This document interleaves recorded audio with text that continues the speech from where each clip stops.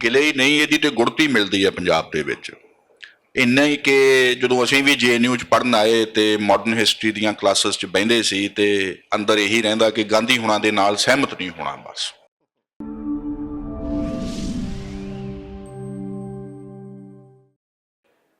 ਆਪਾਂ ਸਾਰੇ ਜਾਣਦੇ ਹਾਂ ਕਿ ਇਹ ਵਰ੍ਹਾ ਜਿਹੜਾ ਇਹ ਮਹਾਤਮਾ ਗਾਂਧੀ ਦੀ 150ਵੀਂ ਜਨਮ ਜਯੰਤੀ ਦੇ ਰੂਪ ਦੇ ਵਿੱਚ ਮਨਾਇਆ ਜਾ ਰਿਹਾ ਔਰ ਇਹ ਵਿਸ਼ਵ ਪੁਸਤਕ ਮੇਲਾ ਵੀ ਇਸ ਜਨਮ ਸ਼ਤਾਬਦੀ ਦੇ ਨਾਲ ਹੀ ਜੋੜ ਕੇ ਮਨਾਇਆ ਜਾ ਰਿਹਾ। ਸਮੁੱਚੇ ਭਾਰਤ ਦੇ ਆਜ਼ਾਦੀ ਸੰਘਰਸ਼ ਦੇ ਵਿੱਚ ਮਹਾਤਮਾ ਗਾਂਧੀ ਦੇ ਰੋਲ ਨੂੰ ਆਪਾਂ ਸਾਰੇ ਜਾਣਦੇ ਹਾਂ। ਅਹਿੰਸਾ ਅਸਹਿਯੋਗ ਦੇ ਸਲੋਗਨਾਂ ਦੇ ਥੱਲੇ ਇੱਕ ਵੱਖਰਾ ਮਾਡਲ ਹੈ ਜਿਹੜਾ ਉਹ ਸਮੁੱਚੇ ਭਾਰਤ ਦੇ ਵਿੱਚ ਉਹਨਾਂ ਨੇ ਸਾਹਮਣੇ ਲਿਆਂਦਾ ਔਰ ਉਸ ਮਾਡਲ ਦੇ ਵਿੱਚ ਵੱਖ-ਵੱਖ ਸੱਭਿਆਚਾਰਾਂ ਦੇ ਲੋਕਾਂ ਨੂੰ, ਵੱਖ-ਵੱਖ ਖਿੱਤੇ ਦੇ ਲੋਕਾਂ ਨੂੰ ਇੱਕ ਸੂਤਰ ਦੇ ਵਿੱਚ ਪਰੋਣਾ, ਇੱਕ ਲਹਿਰ ਦੇ ਵਿੱਚ ਇਕੱਠਿਆਂ ਕਰਨਾ, ਇਹ ਉਹਨਾਂ ਦੀ ਜਿਹੜੀ ਕਾਮਯਾਬੀ ਸੀ। ਔਰ ਪੰਜਾਬ ਦੇ ਪ੍ਰਸੰਗ ਦੇ ਵਿੱਚ ਮਹਾਤਮਾ ਗਾਂਧੀ ਜੀ ਦੇ ਰੋਲ ਨੂੰ ਅਸੀਂ ਬਹੁਤ ਸਾਰੀਆਂ ਪਰਤਾਂ ਦੇ ਵਿੱਚ ਦੇਖ ਸਕਦੇ ਹਾਂ ਔਰ ਸਾਡੀ ਜਿਹੜੀ ਗੱਲਬਾਤ ਦਾ ਵਿਸ਼ਾ ਹੈ ਉਹ ਵੀ ਇਸੇ ਤੇ ਕੇਂਦਰਿਤ ਰਹੂਗਾ। ਇਸ ਵਿਸ਼ੇ ਤੇ ਗੱਲਬਾਤ ਕਰਨ ਲਈ ਡਾਕਟਰ ਸੁਮੇਲ ਸਿੰਘ ਸਿੱਧੂ ਜਿਹੜੇ ਆਧੁਨਿਕ ਇਤਿਹਾਸ ਦੇ ਵਿਦਿਆਰਥੀ ਹੈ, ਇਤਿਹਾਸ ਦੇ ਖੇਤਰ ਵਿੱਚ ਹੀ ਉਹਨਾਂ ਨੇ ਡਾਕਟਰੇਟ ਕੀਤੀ ਹੈ, ਦਿੱਲੀ ਨਾਲ ਵਾਬਸਤਾ ਰਹੇ ਹੈ, ਇੱਥੇ ਹੀ ਪੜ੍ਹੇ ਹੈ, ਇੱਥੇ ਹੀ ਉਹਨਾਂ ਦਾ ਕਰਮ ਭੂਮੀ ਵੀ ਇਹ ਰਹੀ ਹੈ। ਉਸ ਤੋਂ ਬਾਅਦ ਜਿਸ ਤਰ੍ਹਾਂ ਉਹ ਸਮਾਜਿਕ ਸਿਆਸੀ ਸਰੋਕਾਰਾਂ ਨੂੰ ਲੈ ਕੇ ਸਮਾਜ ਦੇ ਬਿਹਤਰ ਤੇ ਮਾਨਵਵਾਦੀ ਮੁੱਲਾਂ ਨੂੰ ਲੈ ਕੇ ਇੱਕ ਪੂਰੀ ਲਹਿਰ ਨੂੰ ਅੱਗੇ ਵਧਾ ਰਹੇ ਹੈ, ਉਸ ਤੋਂ ਆਪਾਂ ਸਾਰੇ ਭਲੀ ਭਾਂਤ ਜਾਣੂ ਹੈ। ਸੋ ਆਪਾਂ ਉਹਨਾਂ ਨਾਲ ਇਸ ਮੁੱਦੇ ਤੇ ਅੱਜ ਗੱਲਬਾਤ ਨੂੰ ਅੱਗੇ ਵਧਾਵਾਂਗੇ। ਡਾਕਟਰ ਸੁਮੇਲ ਸਿੰਘ ਸਿੱਧੂ ਜੀ, ਤੁਹਾਡਾ ਅਸੀਂ ਸਵਾਗਤ ਕਰਦੇ ਹਾਂ। ਬਹੁਤ ਮਿਹਰਬਾਨੀ। ਆਪਾਂ ਗੱਲਬਾਤ ਸ਼ੁਰੂ ਹੀ ਇੱਥੋਂ ਕਰਦੇ ਹਾਂ ਕਿ ਉਸ ਦੌਰ ਦੇ ਵਿੱਚ ਜਦੋਂ ਮਹਾਤਮਾ ਗਾਂਧੀ ਇੱਕ ਆਗੂ ਦੇ ਰੂਪ 'ਚ ਸਾਡੇ ਸਮਾਜ 'ਚ ਉੱਭਰ ਕੇ ਆਉਂਦੇ ਹੈ ਤੇ ਸਾਡੇ ਮੁਲਕ ਦੀਆਂ ਉਹ ਸਮਾਜਿਕ ਰਾਜਨੀਤਿਕ ਹਾਲਤਾਂ ਉਸ ਦੌਰ ਦੀਆਂ ਕਿਸ ਤਰ੍ਹਾਂ ਦੀਆਂ ਸੀ ਜਿਨ੍ਹਾਂ ਵਿੱਚੋਂ ਮਹਾਤਮਾ ਗਾਂਧੀ ਦੀ ਆਈਡੀਓਲੋਜੀ ਹੈ ਜਿਹੜੀ ਉਹ ਉੱਭਰ ਕੇ ਸਾਹਮਣੇ ਆਉਂਦੀ ਹੈ? ਜੀ, ਇੱਕ ਤੇ ਆਪਾਂ ਬੁਨਿਆਦੀ ਗੱਲ ਇਸ ਨੂੰ ਦੇਖੀਏ ਕਿ ਮਹਾਤਮਾ ਗਾਂਧੀ ਦੱਖਣੀ ਅਫਰੀਕਾ ਤੋਂ ਵਕਾਲਤ ਤੇ ਉੱਥੇ ਆਪਣੇ ਅੰਦੋਲਨਾਂ ਦੀ ਸਾਰੀ ਸਰਗਰਮੀ ਤੋਂ ਬਾਅਦ ਜਦੋਂ 1914-15 ਦੇ ਵਿੱਚ ਉਹ ਹਿੰਦੁਸਤਾਨ ਮੁੜਦੇ ਹੈ ਤਾਂ ਉਹਨਾਂ ਦੀ ਉਮਰ 45 ਸਾਲ ਹੋ ਚੁੱਕੀ ਹੈ ਉਸ ਵੇਲੇ। ਉਸ ਤੋਂ ਬਾਅਦ ਵੀ ਜਦੋਂ ਤੱਕ ਉਹ ਰੌਲਟ ਐਕਟ ਦੇ ਖਿਲਾਫ ਐਜੀਟੇਸ਼ਨ ਦੀ ਅਗਵਾਈ ਸ਼ੁਰੂ ਕਰਦੇ ਆ ਸਨ 1919 ਦੇ ਵਿੱਚ, ਤਾਂ ਉਹ ਲਗਭਗ 50 ਸਾਲਾਂ ਨੂੰ ਢੁੱਕਣ ਦੇ ਨਜ਼ਦੀਕ ਨੇ। ਇਹਦਾ ਮਤਲਬ ਇਹ ਹੈ ਕਿ ਅਸੀਂ ਗਾਂਧੀ ਦੇ ਬਾਰੇ ਜੋ ਪੰਜਾਬ ਦੇ ਵਿੱਚ ਜਾਂ ਸਧਾਰਨ ਤੌਰ ਤੇ ਜੋ ਉਹਨਾਂ ਦੇ ਬਾਰੇ ਜਾਣਦੇ ਆ ਉਹ ਲਗਭਗ ਉਦੋਂ ਦਾ ਜਾਣਦੇ ਆ ਜਦੋਂ ਉਹਨਾਂ ਦੀ ਉਮਰ ਦੇ ਆਖਰੀ 30 ਵਰੇ ਨੇ ਜਿਹੜੇ ਉਹਨਾਂ ਤੋਂ ਪਹਿਲੇ ਉਹਨਾਂ ਦੇ ਨਿਰਮਾਣ ਦੇ, ਉਹਨਾਂ ਦੇ ਅੰਦਰ ਦੀ ਵਿਚਾਰਧਾਰਕ ਪਰਿਪੱਕਤਾ ਦੀ ਪ੍ਰਕਿਰਿਆ ਕਿਹੜਿਆਂ ਮੋੜ ਘੋੜਾਂ ਥਾਣੀ ਹੋ ਕੇ ਕਿਹੜਿਆਂ ਪ੍ਰਭਾਵਾਂ ਅਧੀਨ ਕਿਹੜੀਆਂ ਉਹਨਾਂ ਦੀਆਂ ਆਪਣੀਆਂ ਜਿਹੜੀਆਂ ਉਹਨਾਂ ਨੇ ਉਸ ਦੇ ਵਿੱਚ ਨਵੀਆਂ ਬਰਕਤਾਂ ਜੋੜੀਆਂ, ਅਸੀਂ ਉਸ ਪ੍ਰਕਿਰਿਆ ਦੇ ਨਾਲ ਜੇ ਥੋੜਾ ਆਪਣਾ ਸੰਗ ਜੋੜੀਏ ਤਾਂ ਗਾਂਧੀ ਜੀ ਦੇ ਲਿਖਣ ਦੇ ਬਾਬਤ ਉਹਨਾਂ ਦੀਆਂ ਜਿਹੜੀਆਂ ਦੇਖਣ ਨੂੰ ਲੱਗਦੀਆਂ ਨੇ ਗੱਲਾਂ ਕਿ ਗੱਲ ਆ ਆਖੀ ਹੈ, ਕਰੀ ਇਹਦੇ ਉਲਟ ਜਾਂਦੇ ਹੈ, ਵਾਅਦਾ ਆ ਕੀਤਾ ਸੀ ਕਰ ਆ ਲਿਆ, ਅਸੀਂ ਨਹੀਂ ਉਹਨਾਂ ਨੂੰ ਬਹੁਤ ਹੀ ਸੌਖੀਆਂ ਵਿਰੋਧਤਾਈਆਂ ਦੇ ਇੱਕ ਮੁਜੱਸਮੇ ਦੇ ਵਜੋਂ ਰੱਖ ਦਿੰਦੇ ਆ ਕਿ ਅਲਟੀਮੇਟਲੀ ਆਜ਼ਾਦੀ ਵੀ ਪੂਰੀ ਨਹੀਂ ਲਈ ਗਈ ਤੇ ਦੇਸ਼ ਵੀ ਵੰਡਿਆ ਗਿਆ। ਗਾਂਧੀ ਜੀ ਸਫਲ ਹੋਏ ਕਿ ਅਸਫਲ ਹੋਏ, ਕਿ ਸਰਕਾਰ ਕਾਂਗਰਸ ਦੀ ਬਣ ਗਈ ਤੇ ਇਸ ਕਰਕੇ ਗਾਂਧੀ ਜੀ ਨੂੰ ਸਫਲ ਤੇ ਰਾਸ਼ਟਰਪਿਤਾ ਕਹਿਣ ਦਾ ਇੱਕ ਰੁਝਾਨ ਚੱਲ ਗਿਆ। ਕੀ ਇਹ ਸਿਰਫ ਇੰਨਾ ਕੁ ਹੀ ਸੀ ਕਿ ਮਹਾਤਮਾ ਗਾਂਧੀ ਦੀ ਸਾਰੀ ਸਰਗਰਮੀ ਸਾਰੀ ਉਹਨਾਂ ਦੀ ਵਿਚਾਰਕ ਊਰਜਾ, ਗੌਰ ਇਹ ਕਰੀਏ ਕਿ ਲਗਭਗ 90-99 ਦੇ ਕਰੀਬ ਉਹਨਾਂ ਦੇ ਕਲੈਕਟਡ ਵਰਕਸ ਦੀਆਂ ਵੋਲਿਊਮਸ ਬਣ ਜਾਂਦੀਆਂ ਨੇ। ਕਿੰਨਾ ਲਿਖਿਆ ਉਹਨਾਂ ਨੇ। ਅੱਜ ਜਿੰਨੇ ਮੈਂ ਸੋਫੇ ਤੇ ਬੈਠਾ ਆਪਾਂ ਤਿੰਨੇ ਜੋੜ ਦਈਏ, ਇਹਦੇ ਨਾਲੋਂ ਵੱਧ ਵੀ ਉਹਨਾਂ ਦੀ ਸ਼ੈਲਫ ਲੰਬੀ ਹੋ ਜਾਂਦੀ ਹੈ। ਇਹ ਕਿਸੇ ਸਧਾਰਨ ਬੰਦੇ ਦਾ ਕੰਮ ਨਹੀਂ ਹੈ। ਚਿੱਠੀਆਂ ਹੀ ਇੰਨੀਆਂ ਨੇ, ਪੱਤਰ ਇੰਨੇ ਨੇ, ਜਰਨਲਿਸਟਿਕ ਲੇਖ ਇੰਨੇ ਨੇ, ਇਨਕੁਆਇਰੀ ਕਮੇਟੀ ਦੀਆਂ ਰਿਪੋਰਟਾਂ ਅਜਿਹੀਆਂ ਨੇ, ਫਲਸਫੀ ਕਿਸਮ ਦੀਆਂ, ਕ੍ਰਿਟੀਕਲ ਕਿਸਮ ਦੀਆਂ, ਲਾਅ ਦੇ ਮੁਤਲਕ, ਸ਼ਾਸਨ ਦੇ ਮੁਤਲਕ, ਰਾਜਨੀਤਿਕ ਸਵਾਲਾਂ ਦੇ ਵਿੱਚ ਜਾਂ ਰਾਜਨੀਤਿਕ ਮਸਲਿਆਂ ਦੇ ਨਾਲ ਜੂਝਦਿਆਂ ਹੋਇਆਂ ਨੈਤਿਕ ਸਵਾਲਾਂ ਨੂੰ ਲਗਾਤਾਰ ਉਹਨਾਂ ਨੇ ਬਣਾ ਕੇ ਰੱਖਿਆ।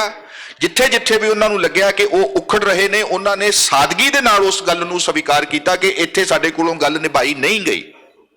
ਮੈਨੂੰ ਇਹ ਲੱਗਦਾ ਕਿ ਅਸੀਂ ਮਹਾਤਮਾ ਗਾਂਧੀ ਦੇ ਬਾਰੇ ਜਾਣਨਾ ਦੀ ਸ਼ਾਇਦ 150ਵੇਂ ਸਾਲ ਦੇ ਵਿੱਚ ਸ਼ੁਰੂਆਤ ਵੀ ਕਰ ਲਈਏ। ਇਹ ਬਹੁਤ ਅੱਛੀ ਗੱਲ ਹੋਏਗੀ, ਇਹ ਕੋਈ ਮਾੜੀ ਗੱਲ ਨਹੀਂ, ਸਾਡਾ ਇਹਦੇ ਨਾਲ ਕੋਈ ਨੁਕਸਾਨ ਨਹੀਂ ਹੋਣ ਲੱਗਿਆ। ਇਹ ਇੱਕ ਮੌਕਾ ਜੋ NBT ਨੇ ਇੱਥੇ ਬਣਾਇਆ ਹੈ, ਖੁਸ਼ਵੰਤ ਜੀ ਨੇ ਜਿਵੇਂ ਗੱਲ ਨੂੰ ਸੰਜੋਇਆ ਹੈ, ਉਹਦੇ ਵਿੱਚੋਂ ਘੱਟੋ ਘੱਟ ਇਸ ਵਾਰਤਾਲਾਪ ਦੇ ਸੰਵਾਦ ਦੇ ਅੱਗੇ ਤੁਰਨ ਦੀ ਇੱਕ ਸੰਭਾਵਨਾ ਬਣਦੀ ਹੈ। ਮੈਂ ਉਹਦੇ ਵਿੱਚ ਮੈਂ ਆਪਣੀ ਗੱਲ ਨੂੰ ਜਾਰੀ ਰੱਖਦਿਆਂ ਹੋਇਆਂ ਇਹ ਕਹਿਣਾ ਚਾਹੁੰਦਾ ਹੈ ਕਿ ਮਹਾਤਮਾ ਗਾਂਧੀ ਹਿੰਦੁਸਤਾਨ ਦੇ ਗੁਜਰਾਤ, ਜਿਹੜਾ ਅੱਜ ਦਾ ਗੁਜਰਾਤ ਸੂਬਾ ਹੈ, ਇਹਦੀ ਰਿਆਸਤ ਪੋਰਬੰਦਰ ਦੇ ਵਿੱਚ ਰਾਜਕੋਟ ਦੇ ਵਾਲੇ ਪਾਸੇ ਉੱਥੇ ਹੋਏ।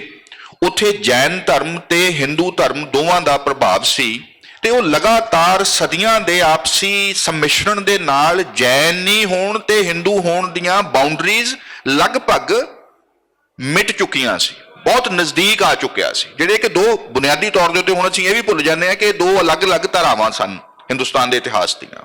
ਇੱਕ ਗੱਲ। ਦੂਜੀ ਗੱਲ ਕਿ ਸੂਫੀ ਪ੍ਰਭਾਵ ਅਧੀਨ ਬਹੁਤ ਸਾਰੇ ਅਜਿਹੇ ਸੈਕਟ ਉੱਠੇ ਜਿਨ੍ਹਾਂ ਦੇ ਵਿੱਚ ਕਿ ਪੌਰਾਣਿਕ ਰਵਾਇਤਾਂ ਤੇ ਇਸਲਾਮ ਦੇ ਨਾਲ ਦਾ ਇੱਕ ਮਿਲਗੋਭਾ ਵੀ ਹਿੰਦੁਸਤਾਨ ਦੇ ਇਤਿਹਾਸ ਦੇ ਵਿੱਚ ਵੱਡੀ ਪੱਧਰ ਦੇ ਉੱਤੇ ਚੱਲਦਾ ਰਿਹਾ। ਤੁਸੀਂ ਰਹੀਮਾ ਕੌਰ, ਇਹ ਤੇ ਧੱਕੇ ਦੇ ਨਾਲ ਵਾਲੀ ਗੱਲ ਹੈ ਜਿੱਥੇ ਕਿ ਇਸ ਨੂੰ ਇਹ ਹੋਰ ਵੱਖਰਿਆਂ ਸੰਦਰਭਾਂ ਦੇ ਵਿੱਚ ਉੱਠ ਕੇ ਆਇਆ। ਪਰਿਣਾਮੀ ਸੰਪਰਦਾਇ ਇੱਕ ਅਜਿਹਾ ਸੰਪਰਦਾਇ ਜਿਹੜਾ ਗੁਜਰਾਤ ਦੇ ਵਿੱਚ ਬਹੁਤ ਅਸਰ ਰੱਖਦਾ ਸੀ। ਮਹਾਤਮਾ ਗਾਂਧੀ ਦਾ ਪਰਿਵਾਰ ਪਰਿਣਾਮੀ ਸੰਪਰਦਾਇ ਦੇ ਵਿਚਾਰਧਾਰਕ ਜਾਂ ਉਹਨਾਂ ਦੇ ਉਸ ਰੂਹਾਨੀ ਅਸਰ ਦੇ ਨਾਲ ਵੀ ਜੁੜਿਆ ਹੋਇਆ ਸੀ। ਸੋ ਮੈਂ ਸੂਫੀ ਟ੍ਰੈਡੀਸ਼ਨ ਨੂੰ ਵੀ ਉੱਥੇ ਜੋੜ ਰਿਹਾ। ਮਹਾਤਮਾ ਗਾਂਧੀ ਇਸ ਗੱਲ ਨੂੰ ਵੀ ਵੇਖਦੇ ਸਨ ਕਿ ਜਿਹੜੀ ਰਾਮ ਕਥਾ ਹੈ, ਅੱਜ ਕੱਲ ਸਾਡਾ ਬਹੁਤਾ ਜ਼ੋਰ ਰਾਮ ਲੀਲਾ ਦੇ ਉੱਤੇ ਹੋ ਗਿਆ। ਰਾਮ ਕਥਾ ਦਾ ਇੱਕ ਬਹੁਤ ਵੱਡਾ ਤੇ ਸਮਰਿੱਧ ਟ੍ਰੈਡੀਸ਼ਨ ਹੈ ਹਿੰਦੁਸਤਾਨ ਭਰ ਦੇ ਵਿੱਚ। ਜਿਵੇਂ ਹੋਰ ਕਥਾਵਾਂ ਨੇ, ਅਸੀਂ ਸਾਖੀਆਂ ਕਹਿ ਲੈਂਦੇ ਹਾਂ, ਗੁਰਬਾਣੀ ਦੀ ਕਥਾ ਅਸੀਂ ਪੰਜਾਬ ਦੇ ਵਿੱਚ ਜ਼ਿਆਦਾ ਅੱਜ ਕੱਲ ਉਹਦਾ ਜ਼ਿਕਰ ਦੇ ਨਾਲ ਚੱਲਦੇ ਹਾਂ। ਰਾਮ ਕਥਾ ਪੰਜਾਬ ਦਾ ਹੀ, ਹਿੰਦੁਸਤਾਨ ਦਾ ਇੱਕ ਸਾਂਝਾ ਸਰਮਾਇਆ ਵੀ ਹੈ। ਇਸੇ ਕਰਕੇ ਹਰੇਕ ਵੱਡੇ ਬੰਦੇ ਨੇ ਰਾਮ ਕਥਾ ਨੂੰ ਲਿਖਣ ਦੀ ਜ਼ਰੂਰ ਕੋਸ਼ਿਸ਼ ਕੀਤੀ, ਚਾਹੇ ਕਰਨਾਟਕ ਦਾ ਹੈ, ਚਾਹੇ ਤਾਮਿਲਨਾਡੂ ਦਾ ਹੈ, ਚਾਹੇ ਮਲੇਸ਼ੀਆ ਦੇ ਨੇ, ਚਾਹੇ ਪੰਜਾਬ ਦੇ ਵਿੱਚ ਰਮਾਇਣ ਬਾਬੂ ਰਾਜਬਲੀ ਨੇ ਵੀ ਲਿਖੀ ਹੈ। ਇਹ ਸਾਰਿਆਂ ਦੇ ਲਈ ਜ਼ਰੂਰੀ ਹੁੰਦਾ ਸੀ ਕਿ ਰਮਾਇਣ ਮਹਾਭਾਰਤ ਦੇ ਵਿੱਚੋਂ ਵੀ ਪ੍ਰਸੰਗ ਲਿਖਣੇ ਨੇ। ਸੋ ਮਹਾਤਮਾ ਗਾਂਧੀ ਨੇ ਇਹ ਵੀ ਗੱਲ ਦੇਖੀ ਕਿ ਇਹ ਰਾਮ ਕਥਾ ਦੇ ਰਾਹੀਂ ਇੱਕ ਬੜੀ ਲੋਕਧਾਰਾਈ ਕਿਸਮ ਦੀ ਧਾਰਮਿਕਤਾ ਹੈ ਜਿਹੜੀ, ਜਿਹਦਾ ਕਿਸੇ ਦੇ ਨਾਲ ਵਿਰੋਧ ਨਹੀਂ ਹੈ, ਪਰ ਉਹਦੇ ਕੁਝ ਮੁੱਲ ਲੋਕਾਂ ਦੇ ਬੜੇ ਨਜ਼ਦੀਕ ਆ ਜਾਂਦੇ ਨੇ। ਲੋਕਾਂ ਦਾ ਉਹਦੇ ਨਾਲ ਜੁੜਾਅ ਬਹੁਤ ਹੈ। ਇਸ ਗੱਲ ਦੇ ਉਹ ਖੁਦ ਇਹਦੇ ਵਿੱਚ ਸ਼ਰੀਕ ਵੀ ਸਨ ਤੇ ਇਹਦੇ ਆਬਜ਼ਰਵਰ ਵੀ ਸਨ। ਇਹ ਤਿੰਨ ਗੱਲਾਂ ਹੋਈਆਂ। ਇਸ ਤੋਂ ਬਿਨਾਂ ਅਜਿਹੀਆਂ ਸਾਰੀਆਂ ਚੀਜ਼ਾਂ ਦੇ ਵਿੱਚ ਉਹਨਾਂ ਦੀ ਦਿਲਚਸਪੀ ਬਹੁਤ ਜ਼ਿਆਦਾ ਸੀ। ਜਦੋਂ ਉਹ ਬਾਹਰ ਪੜ੍ਹਨ ਜਾਂਦੇ ਨੇ ਇੰਗਲੈਂਡ ਦੇ ਵਿੱਚ ਆਪਣੀ ਪੜ੍ਹਾਈ ਦੇ ਲਈ, ਵਕਾਲਤ ਉੱਥੇ ਉਹ ਪੜ੍ਹਦੇ ਆ, ਮੇਰਾ ਖਿਆਲ temple of piece, inner temple ਦੇ ਵਿੱਚ ਉਹਨਾਂ ਦੀ ਬੋਰਟ ਲਾ ਦੀ ਉਹਨਾਂ ਦੀ ਪੜ੍ਹਾਈ ਸ਼ੁਰੂ ਹੁੰਦੀ ਹੈ। ਤੇ ਮਹਾਤਮਾ ਗਾਂਧੀ ਉੱਥੇ ਅੰਗਰੇਜ਼ ਸਾਮਰਾਜ ਦੀ ਜੋ ਕੇਂਦਰੀ ਥਾਂ ਹੈ ਲੰਡਨ, ਉਹਦੇ ਅੰਦਰ ਦੇ ਜਿਹੜਾ ਰਾਜਨੀਤਿਕ ਸੱਭਿਆਚਾਰ ਹੈ ਉੱਥੋਂ ਦਾ, ਜਿਸ ਨੂੰ ਆਪਾਂ ਇਹ ਸ਼ਬਦ ਅਸੀਂ ਘੱਟ ਵਰਤਦੇ ਹਾਂ, ਰਾਜਨੀਤਿਕ ਸੱਭਿਆਚਾਰ, ਕਿ ਕਿਸੇ ਥਾਂ ਦਾ ਰਾਜਨੀਤਿਕ ਸੱਭਿਆਚਾਰ ਕਿਹੋ ਜਿਹਾ ਕਿ ਉਹਦੇ ਅੰਦਰ rule of law the, constitution ਦੀ, ਉਹਦੀਆਂ ਮਰਿਆਦਾਵਾਂ ਦੀ ਪਾਲਣਾ ਨੂੰ ਲੈ ਕੇ ਕਿੱਡਾ ਵੱਡਾ ਇੱਕ ਲੋਕਾਂ ਦਾ ਸਮਰਥਨ ਕਿੱਡਾ ਵੱਡਾ ਹੈ ਕਿ ਉਹ ਉਹਦੇ ਵਿੱਚ ਯਕੀਨ ਕਰਦੇ ਨੇ। ਮੈਂ ਉਹਦੀ ਤੁਹਾਨੂੰ ਛੋਟੀ ਜਿਹੀ ਇੱਕ ਮਿਸਾਲ ਦੇਣੀ ਚਾਹੂੰਗਾ। ਇੰਗਲੈਂਡ ਦੀ ਪਾਰਲੀਮੈਂਟ ਦੇ ਬਾਹਰ ਗ੍ਰੇਟਾ ਥੁਨਬਰਗ ਨੇ ਜਦੋਂ ਆਪਣਾ ਪ੍ਰੋਟੈਸਟ ਲੈ ਕੇ ਗਈ ਤੇ ਉਹਦੇ ਨਾਲ ਕਲਾਈਮੇਟ ਐਮਰਜੈਂਸੀ ਦੇ ਉੱਤੇ ਕੁਝ ਹੋਰ ਐਕਟਿਵਿਸਟ ਗਏ ਤੇ ਉਹਦਾ ਅਸਰ ਇੰਨਾ ਪਿਆ ਉੱਥੇ ਕਾਲੀ ਦੇ ਨਾਲ ਸਾਰੇ ਲਾਅ ਮੇਕਰਸ ਦੇ ਉੱਤੇ ਕਿ ਬ੍ਰਿਟਿਸ਼ ਪਾਰਲੀਮੈਂਟ ਦੇ ਵਿੱਚ ਗ੍ਰੇਟਾ ਦੇ ਮੁੱਦੇ ਦੇ ਉੱਤੇ ਲਾਅ ਪਾਸ ਹੋ ਗਿਆ। ਇਹ ਹੁਣ ਸਾਡੇ ਵਾਂਗੂ ਨਹੀਂ ਕਿ ਲਾਅ ਪਾਸ ਹੋ ਜਾਂਦਾ ਆਪਾਂ ਨੂੰ ਤੇ ਪਤਾ ਵੀ ਨਹੀਂ ਲੱਗਦਾ ਕਿ ਲਾਅ ਪਾਸ ਹੋਏ ਨੇ ਤੇ ਇਹਦਾ ਕੀ ਮਤਲਬ ਹੈ। ਉੱਥੇ ਜੇ ਲਾਅ ਪਾਸ ਹੋ ਗਿਆ ਤਾਂ ਸਰਕਾਰ ਨੇ ਉਹਦੇ ਤੇ ਐਕਟਿਵਲੀ ਫਿਰ ਉਹਨੂੰ ਇੰਪਲੀਮੈਂਟ ਕਰਨ ਦੇ ਲਈ ਤੁਰਨਾ ਔਰ ਉਹਦੇ ਨਾਲ ਉੱਥੇ ਕਈ ਮੁਸ਼ਕਲਾਂ ਜਿਵੇਂ ਖੜੀਆਂ ਹੋਈਆਂ। ਇਹ ਜੇ ਅੱਜ ਵੀ ਜਾਰੀ ਹੈ ਤਾਂ ਮਹਾਤਮਾ ਗਾਂਧੀ ਦੇ ਵੇਲੇ ਇਹਦੇ ਉੱਤੇ ਹੋਰ ਉਹਨਾਂ ਦਾ ਬਹੁਤ ਅਸਰ ਸੀ। ਮਹਾਤਮਾ ਗਾਂਧੀ ਇੱਕ ਲਿਹਾਜ਼ ਦੇ ਨਾਲ ਜਿਸ ਨੂੰ ਅਸੀਂ ਆਧੁਨਿਕ ਜਮਹੂਰੀਅਤ ਵਾਲਾ ਦੇਸ਼ ਬ੍ਰਿਟੇਨ ਨੂੰ ਮੰਨਦੇ ਹਾਂ ਅਸੀਂ 17ਵੀਂ ਸਦੀ ਤੋਂ ਜਿੱਥੇ ਇਨਕਲਾਬ ਤੋਂ ਬਾਅਦ ਵੋਟਾਂ ਦੇ ਰਾਹੀਂ ਇੱਕ ਨਵਾਂ ਸੰਸਦੀ ਪ੍ਰਣਾਲੀ ਖੜੀ ਹੁੰਦੀ ਹੈ ਉੱਥੇ ਇੱਕ ਬਹੁਤ ਵੱਡਾ ਰਾਜਨੀਤਿਕ ਚਿੰਤਨ ਕਿ ਸਟੇਟ ਦਾ ਰੋਲ ਕਿੰਨਾ ਕੁ ਹੋਏਗਾ, ਲੋਕਾਂ ਦੀ ਐਜੀਟੇਸ਼ਨ ਸਟੇਟ ਨੂੰ ਕਿਵੇਂ ਮਜਬੂਰ ਕਰ ਸਕਦੀ ਹੈ, ਸੰਵਿਧਾਨ ਦੀ ਵਿਆਖਿਆ ਕਿਵੇਂ ਹੋਏਗੀ। ਇੰਗਲੈਂਡ ਇੱਕ ਉਹੋ ਜਿਹਾ ਮੁਲਕ ਵੀ ਹੈ ਜਿਹਦਾ ਕੋਈ ਲਿਖਤੀ ਸੰਵਿਧਾਨ ਨਹੀਂ ਹੈ, ਉਸ ਨੂੰ ਵਾਰ-ਵਾਰ ਕੋਰਟਸ ਦੇ ਵਿੱਚ ਕਿਵੇਂ ਇੰਟਰਪ੍ਰੀਟ ਕੀਤਾ ਜਾਏਗਾ। ਮਹਾਤਮਾ ਗਾਂਧੀ ਇਸ ਗੱਲ ਨੂੰ ਬਹੁਤ ਨਜ਼ਦੀਕੀਓਂ ਇਹਦੇ ਵਿਦਿਆਰਥੀ ਵੀ ਸੀ, ਉਹ ਇਸ ਗੱਲ ਨੂੰ ਅਬਜ਼ਰਵ ਵੀ ਕਰਦੇ ਸੀ, ਅਖਬਾਰਾਂ ਦੀ ਡਿਬੇਟ ਦੇ ਵਿੱਚ ਵੀ ਹਿੱਸਾ ਲੈਂਦੇ ਸੀ, ਉਹਨੂੰ ਫੋਲੋ ਕਰਦੇ ਸੀ। ਇਹਦਾ ਇਹ ਮਤਲਬ ਹੋਇਆ ਕਿ ਜਿਸ ਡੈਮੋਕ੍ਰੇਸੀ ਨੂੰ ਅਸੀਂ ਅੱਜ ਤੱਕ ਵੀ ਵੋਟਾਂ ਪਾਉਣ ਤੱਕ ਘਟਾਈ ਬੈਠੇ ਆਂ ਤੇ ਜਾਂ ਉਸ ਨੂੰ ਬਹੁ ਗਿਣਤੀਵਾਦ ਤੱਕ ਲੈ ਆਏ ਆਂ, ਮਹਾਤਮਾ ਗਾਂਧੀ ਉਦੋਂ ਵੀ ਇਹਦੇ ਅੰਦਰ ਦੀਆਂ ਜਿਹੜੀਆਂ ਕੰਟਰਡਿਕਸ਼ਨਸ ਨੇ ਤੇ ਜਿਹੜੀਆਂ ਇਹਦੀਆਂ ਸੰਭਾਵਨਾਵਾਂ ਨੇ ਇਹਦੇ ਬਾਬਤ ਉਹਨਾਂ ਦੇ ਅੰਦਰ ਲਗਾਤਾਰ ਇੱਕ ਸੰਵਾਦ ਵਾਦ ਵਿਵਾਦ ਉਹਨਾਂ ਦਾ ਚੱਲਦਾ ਰਿਹਾ। ਇਸ ਦੇ ਵਿੱਚ ਉਹਨਾਂ ਦੀ ਤਰਬੀਅਤ ਹੋਈ। ਇਹਨੂੰ ਘਟਾ ਕੇ ਇਸ ਅਨੁਭਵ ਨੂੰ ਵੀ ਨਾ ਦੇਖੀਏ। ਤੀਜਾ ਵੱਡਾ ਅਨੁਭਵ ਉਹਨਾਂ ਦੇ ਉੱਤੇ ਹੋਇਆ ਦੁਨੀਆ ਭਰ ਦੇ ਮਹਾਨ ਦਾਰਸ਼ਨਿਕਾਂ ਨੂੰ ਪੜ੍ਹਨ ਦਾ ਔਰ ਉਹਨਾਂ ਦੀ ਜਿਹੜੀ ਚੋਇਸ ਹੈ ਕਿ ਉਹ ਕਿਹੜੇ ਬੰਦੇ ਨੇ। ਲਿਓ ਟੋਲਸਟੋਏ, ਇੰਨਾ ਕਿ ਮਹਾਤਮਾ ਗਾਂਧੀ ਦਾ ਜੋ ਦੱਖਣੀ ਅਫਰੀਕਾ ਦੇ ਵਿੱਚ ਜੋ ਆਸ਼ਰਮ ਹੈ ਜਿਹੜਾ ਫਾਰਮ ਹੈ ਉਹਦਾ ਨਾਮ ਟੋਲਸਟੋਏ ਫਾਰਮ ਰੱਖਦੇ ਆ। ਦੋਵਾਂ ਦੀ ਆਪਸ ਦੇ ਵਿੱਚ ਚਿੱਠੀ ਪੱਤਰੀ ਹੁੰਦੀ ਹੈ, ਮਹਾਤਮਾ ਗਾਂਧੀ ਦੀ ਤੇ ਲਿਓ ਟੋਲਸਟੋਏ ਦੀ। ਫਿਰ ਉਹ ਪੜ੍ਹਦੇ ਨੇ ਥਾਮਸ ਕਾਰਲਾਈਲ ਨੂੰ, ਕੰਜ਼ਰਵੇਟਿਵ ਥਿੰਕਰ ਨੇ, ਪੋਲੀਟੀਕਲ ਥਿੰਕਰ ਨੇ ਇੰਗਲੈਂਡ ਦੇ। ਫਿਰ ਉਹਨਾਂ ਦੇ ਨਾਲ ਉਹਨਾਂ ਦੀ ਦਿਲਚਸਪੀ ਅਮਰੀਕਾ ਦੇ ਵਿੱਚ ਰਹਿੰਦੇ ਹੈਨਰੀ ਡੇਵਿਡ ਥੋਰਿਓ ਦੀ ਜਿਹੜੀ ਕਿਤਾਬ ਵਾਲਡਨ ਹੈ ਜਿਹਦੇ ਵਿੱਚ ਕਿ ਅੱਜ ਅਸੀਂ ਜਿਸ ਨੂੰ ਇਕੋਲੋਜੀ ਜਾਂ ਕੁਦਰਤਵਾਦੀ ਇੱਕ ਸਿਧਾਂਤ ਦੀ ਗੱਲ ਕਰਦੇ ਹਾਂ, ਮਹਾਤਮਾ ਗਾਂਧੀ ਸਭ ਤੋਂ ਪਹਿਲੇ ਕੁਝ ਕੁਦਰਤਵਾਦੀ ਸਿਆਸਤਦਾਨਾਂ ਦੇ ਵਿੱਚੋਂ ਹੈ ਦੁਨੀਆ ਦੇ ਔਰ ਹਿੰਦੁਸਤਾਨ ਦੇ ਵਿੱਚ ਉਹਨਾਂ ਨੇ ਲਗਾਤਾਰ ਇਸ ਗੱਲ ਦੇ ਨਾਲ ਜੋੜ ਕੇ ਰੱਖਿਆ। ਵਾਲਡਨ ਕਿਤਾਬ ਤੋਂ, ਐਮਰਸਨ ਤੋਂ ਔਰ ਇਹ ਜਿਹੜੀ ਇੱਕ ਪੂਰੀ ਦੀ ਪੂਰੀ ਲੜੀ ਹੈ ਇਹਨਾਂ ਦੇ ਵਿੱਚੋਂ ਇੱਕ ਜਿਸ ਨੂੰ ਅਸੀਂ ਉਂਝ ਰੋਮਾਨੀ ਧਾਰਾ ਆਖ ਲੈਂਦੇ ਆ ਪੰਜਾਬੀ ਦੇ ਵਿੱਚ, ਇੱਕ ਇਹ ਥੋੜੀ ਤਰਾਸਦੀ ਹੈ, ਬਾਕੀ ਇੱਥੇ ਯਾਦਵਿੰਦਰ ਬੈਠੇ ਨੇ ਕਿ ਰੋਮਾਂਟਿਕ ਸ਼ਬਦ ਨੂੰ ਅਸੀਂ ਬਹੁਤ ਮਲੀਨ ਸਮਝਦੇ ਹਾਂ ਵੀ ਇਹ ਕੋਈ ਚੰਗਾ ਸ਼ਬਦ ਨਹੀਂ ਹੈ, ਇਹ ਐਵੇਂ ਹੀ ਹੁੰਦੇ ਨੇ। ਜਦੋਂ ਕਿ ਗੇਟੇ ਜਿਹੜਾ ਕਿ ਸਭ ਤੋਂ ਵੱਡਾ ਦਾਰਸ਼ਨਿਕ ਕਈ ਲਿਹਾਜ਼ ਦੇ ਨਾਲ ਉਹਨੂੰ ਮੰਨਿਆ ਜਾਂਦਾ ਹੈ ਕਿ ਇੱਕ ਆਲਟਰਨੇਟਿਵ ਮਾਡਰਨਿਟੀ ਯੂਰਪ ਦੇ ਵਿੱਚ ਉਹ ਖੜੀ ਕਰ ਰਹੇ ਨੇ, ਉਹ ਰੋਮਾਂਟਿਸਿਜ਼ਮ ਦਾ ਜੇ ਕੋਈ ਸਿਰਜਕ ਹੈ, ਜੇ ਉਹਦਾ ਕੋਈ ਥਿਅਰਿਸਟ ਹੈ ਜਿਹਨੇ ਇਹਨੂੰ ਐਂਕਰ ਕੀਤਾ, ਉਹ ਗੇਟੇ ਨੇ ਜਰਮਨੀ ਦੇ। ਇੱਕ ਰੋਮਾਂਟਿਕ ਬੰਦੇ ਨੇ ਹੀ ਆਧੁਨਿਕ ਜਰਮਨ ਸਾਹਿਤ ਦੀ ਪ੍ਰੋਜ਼ ਦੀ ਨੀਂਹ ਵੀ ਰੱਖੀ। ਸਭ ਤੋਂ ਜ਼ਿਆਦਾ ਉਹਨਾਂ ਦੇ ਉੱਤੇ ਅਸਰ ਫਾਰਸੀ ਦਾ ਹੈ, ਹਾਫਿਜ਼ ਸ਼ਿਰਾਜ਼ੀ ਦਾ ਹੈ, ਰੂਮੀ ਦਾ ਹੈ, ਸ਼ੇਖ ਸਾਦੀ ਦਾ ਹੈ। ਇਹਨਾਂ ਚੀਜ਼ਾਂ ਦੇ ਨਾਲ ਉਹ ਲਗਾਤਾਰ ਜਿਹਨੂੰ ਅਸੀਂ ਪੂਰਬਵਾਦ ਤੇ ਆਕਸੀਡੈਂਟਲਿਜ਼ਮ ਜਿਹੜੀ ਆਪਾਂ ਗੱਲ ਕਰਦੇ ਆ ਉਹਦੇ ਵਿੱਚ ਰੋਮਾਂਟਿਕਸ ਇਸ ਧਾਰਾ ਦੇ ਵਿੱਚ ਕਿਵੇਂ ਜੁੜੇ ਹੋਏ, ਇੱਥੋਂ ਕਿਹੜੀਆਂ ਚੀਜ਼ਾਂ ਲਿਜਾ ਰਹੇ ਸੀ। ਮਹਾਤਮਾ ਗਾਂਧੀ ਇਹਨੂੰ ਉਧਰੋਂ ਯੂਰਪ ਵਾਲੇ ਪਾਸਿਓਂ ਗ੍ਰਹਿਣ ਕਰਦੇ ਨੇ।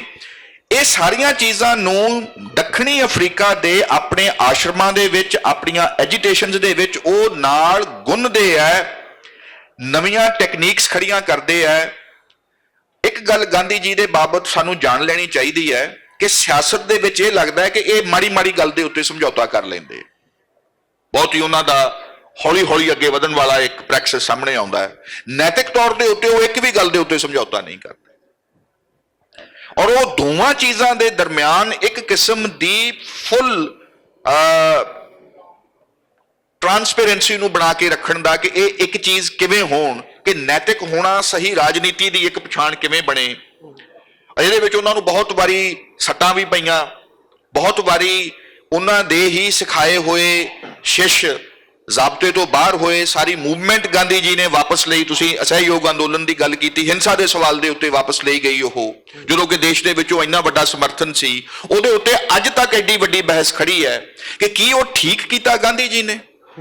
ਕਿ ਜਿਹੜੀ ਉਦੋਂ ਆਜ਼ਾਦੀ ਮਿਲ ਜਾਂਦੀ, ਜੇ ਇਉਂ ਲੋਕ ਸਾਰੇ ਜਣੇ ਜੇ ਮੋਬਿਲਾਈਜ਼ ਹੋਏ ਸੀ ਤੇ ਹਿੰਸਾ ਦੇ ਤਰੀਕਿਆਂ ਦੇ ਨਾਲ ਜੇ ਅੱਗੇ ਵੱਧ ਕੇ ਆਜ਼ਾਦੀ ਲਈ ਜਾਂਦੀ, ਇਹਦੇ ਚ ਕੀ ਸਮੱਸਿਆ ਸੀ? ਅੰਗਰੇਜ਼ਾਂ ਨੂੰ ਅਸੀਂ ਭਜਾ ਦਿੰਦੇ ਤਾਂ ਗਾਂਧੀ ਜੀ ਨੇ ਇਹਨੂੰ ਵਾਪਸ ਲੈ ਕੇ ਕਿਹਦੀ ਮਦਦ ਕੀਤੀ, ਕੀ ਸਿੱਟੇ ਨਿਕਲੇ? ਮੈਂ ਸਮਝਦਾ ਕਿ ਉਹਨਾਂ ਦੇ ਨਾਲ ਹਿੰਦੁਸਤਾਨ ਦੀ 20ਵੀਂ ਸਦੀ ਦੇ ਕੁਝ ਬੜੇ ਬੁਨਿਆਦੀ ਰਾਜਨੀਤਿਕ ਸਵਾਲ ਅੱਜ ਵੀ ਉਵੇਂ ਹੀ ਬਰਕਰਾਰ ਨੇ, ਉਹ ਰਿਜ਼ੋਲਵ ਨਹੀਂ ਹੋਏ।